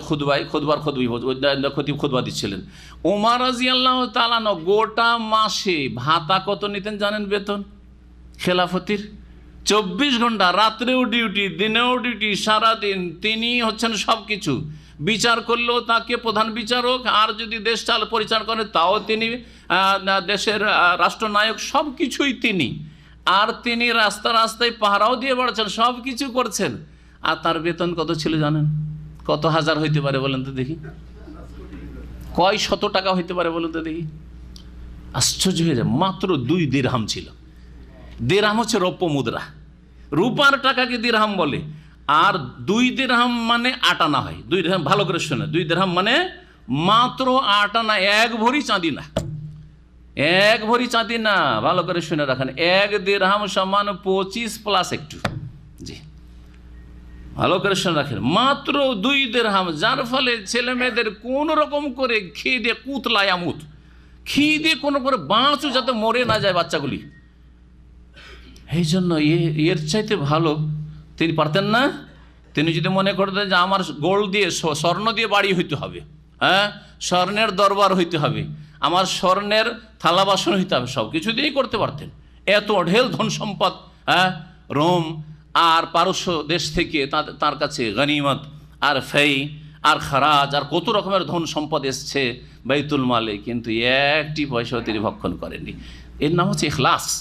ইখলাসের সাথে যা আসছে সেই ভাতাতে কাজ করেন, আল্লাহ বরকত দেবেন, সুনাম থাকবে কিয়ামত পর্যন্ত। যেমন এখনও আমিরুল মুমিনিন ওমর রাদিয়াল্লাহু তাআলা আনহুর ইখলাসের প্রশংসা করছেন, তার তাকওয়ার প্রশংসা করছেন, তার নাম আসতে রাদিয়াল্লাহু আনহু বলা নিজের জন্য জরুরি মনে করছেন। আল্লাহ যেন আমাদেরকে সেই দলে শামিল করেন এবং সেই রকমের ইখলাস আল্লাহ রাব্বুল আলামিন তৈরি করার তৌফিক দান করেন। হ্যাঁ, একটা লোক আপনার কাছে শিখতে আসলো, আর সে অসহায় মানুষ, আর তার কাছে শর্ত লাগিয়ে দেবেন। একজন লোক বলছে চলেন বা আমাদের এখানে হুজুর, আমাদের এখানে একটু দিনের কাজ একটা ওয়াজ করতে হবে, লোকেরা নামাজ পড়ছেন না। হ্যাঁ, আমার ওয়াজের ফিস হচ্ছে 20,000 টাকা। জায়েজ? না, মোটেই জায়েজ নয়। কিন্তু আপনার সংসার আছে, আপনার সংসার চলার মতো দেখেন যেখানে বেশি দিতে পারবে বেশি, আর যদি সরকার দিয়ে দেয় অথবা কোনো প্রতিষ্ঠান দিয়ে দেয় তো যথেষ্ট। সরকার বা প্রতিষ্ঠান আপনার কিছু দিয়ে দিছে, যেটা দিয়ে আপনার মাসের আলহামদুলিল্লাহ খরচ খরচা চলছে, জন্য যে অনেক টাকা জমা করতে হবে, চলছে আলহামদুলিল্লাহ চলছে। তারপরে ফিসাবিল্লাহ বাকিটা আপনি নাকি নিজের আখেরাতের সম্বলের জন্য কাজ করেন। আল্লাহ যেন তৌফিক দান করেন। ওয়ালা তালবিসুল হাক্কা বিল বাতিল ওয়া তাকতুমুল হাক্কা ওয়া আনতুম তা'লামুন, তোমরা সত্যকে মিথ্যার সাথে সংমিশ্রণ করিও না এবং সত্যকে গোপন করিও না জেনে শুনে। ও আকিমুস সালাত ওয়া আতুজ যাকাত ওয়ারকাউ মা রাকিন, আর তোমরা নামাজ কায়েম করো, যাকাত প্রদান করো, আর রুকুকারীদের সাথে মুসল্লিদের সাথে তোমরা নামাজ পড়ো। ওয়ারকাউ মা রাকিন দিয়ে জামাতে নামাজ পড়াকে ওয়াজিব করা হয়েছে। সুতরাং সঠিক মতে জামাত সহকারে পুরুষদের মসজিদে এসে নামাজ পড়া ওয়াজিব। মহিলাদের জন্য জামাত নেই বা জামাত ফরজ নেই, কিন্তু বাড়িতে মহিলারা জামাত করতে পারে। আর বাকি পুরুষদেরকে, যারা সুস্থ মানুষ মসজিদে আসতে পারে, আজান শুনতে পায়, তাদের জন্য মসজিদে নামাজ পড়া ওয়াজিব, সুন্নাতে মুআক্কাদা নয়। সুন্নাতে মুআক্কাদার ফতোয়াটি ঠিক নয়, দুর্বল ফতোয়া। সহিহ ফতোয়া আছে যে যারা জামাতে নামাজ পড়বে না তারা গুনাহগার হবে, কাবিরা গুনাহ করবে, এবং নবী করিম সাল্লাল্লাহু আলাইহি ওয়াসাল্লাম কঠোর শাস্তির কথা বলেছে তাদের ক্ষেত্রে। আল্লাহ যেন আমাদেরকে হেদায়েত রাখেন এবং আল্লাহ রাব্বুল আলামিন যেন আমাদেরকে দিনের উপর অটলতা দান করেন এবং 5 ওয়াক্ত নামাজ সুন্দর করে কায়েম করার তৌফিক দান করেন। কোরআন বুঝে আমল করা আল্লাহ যেন তৌফিক দান করেন। সাল্লাল্লাহু আলাইহি ওয়া সাল্লাম নবিয়ানা মুহাম্মদ ওয়া আলা আলিহি ওয়া সাহবিহি আজমাইন।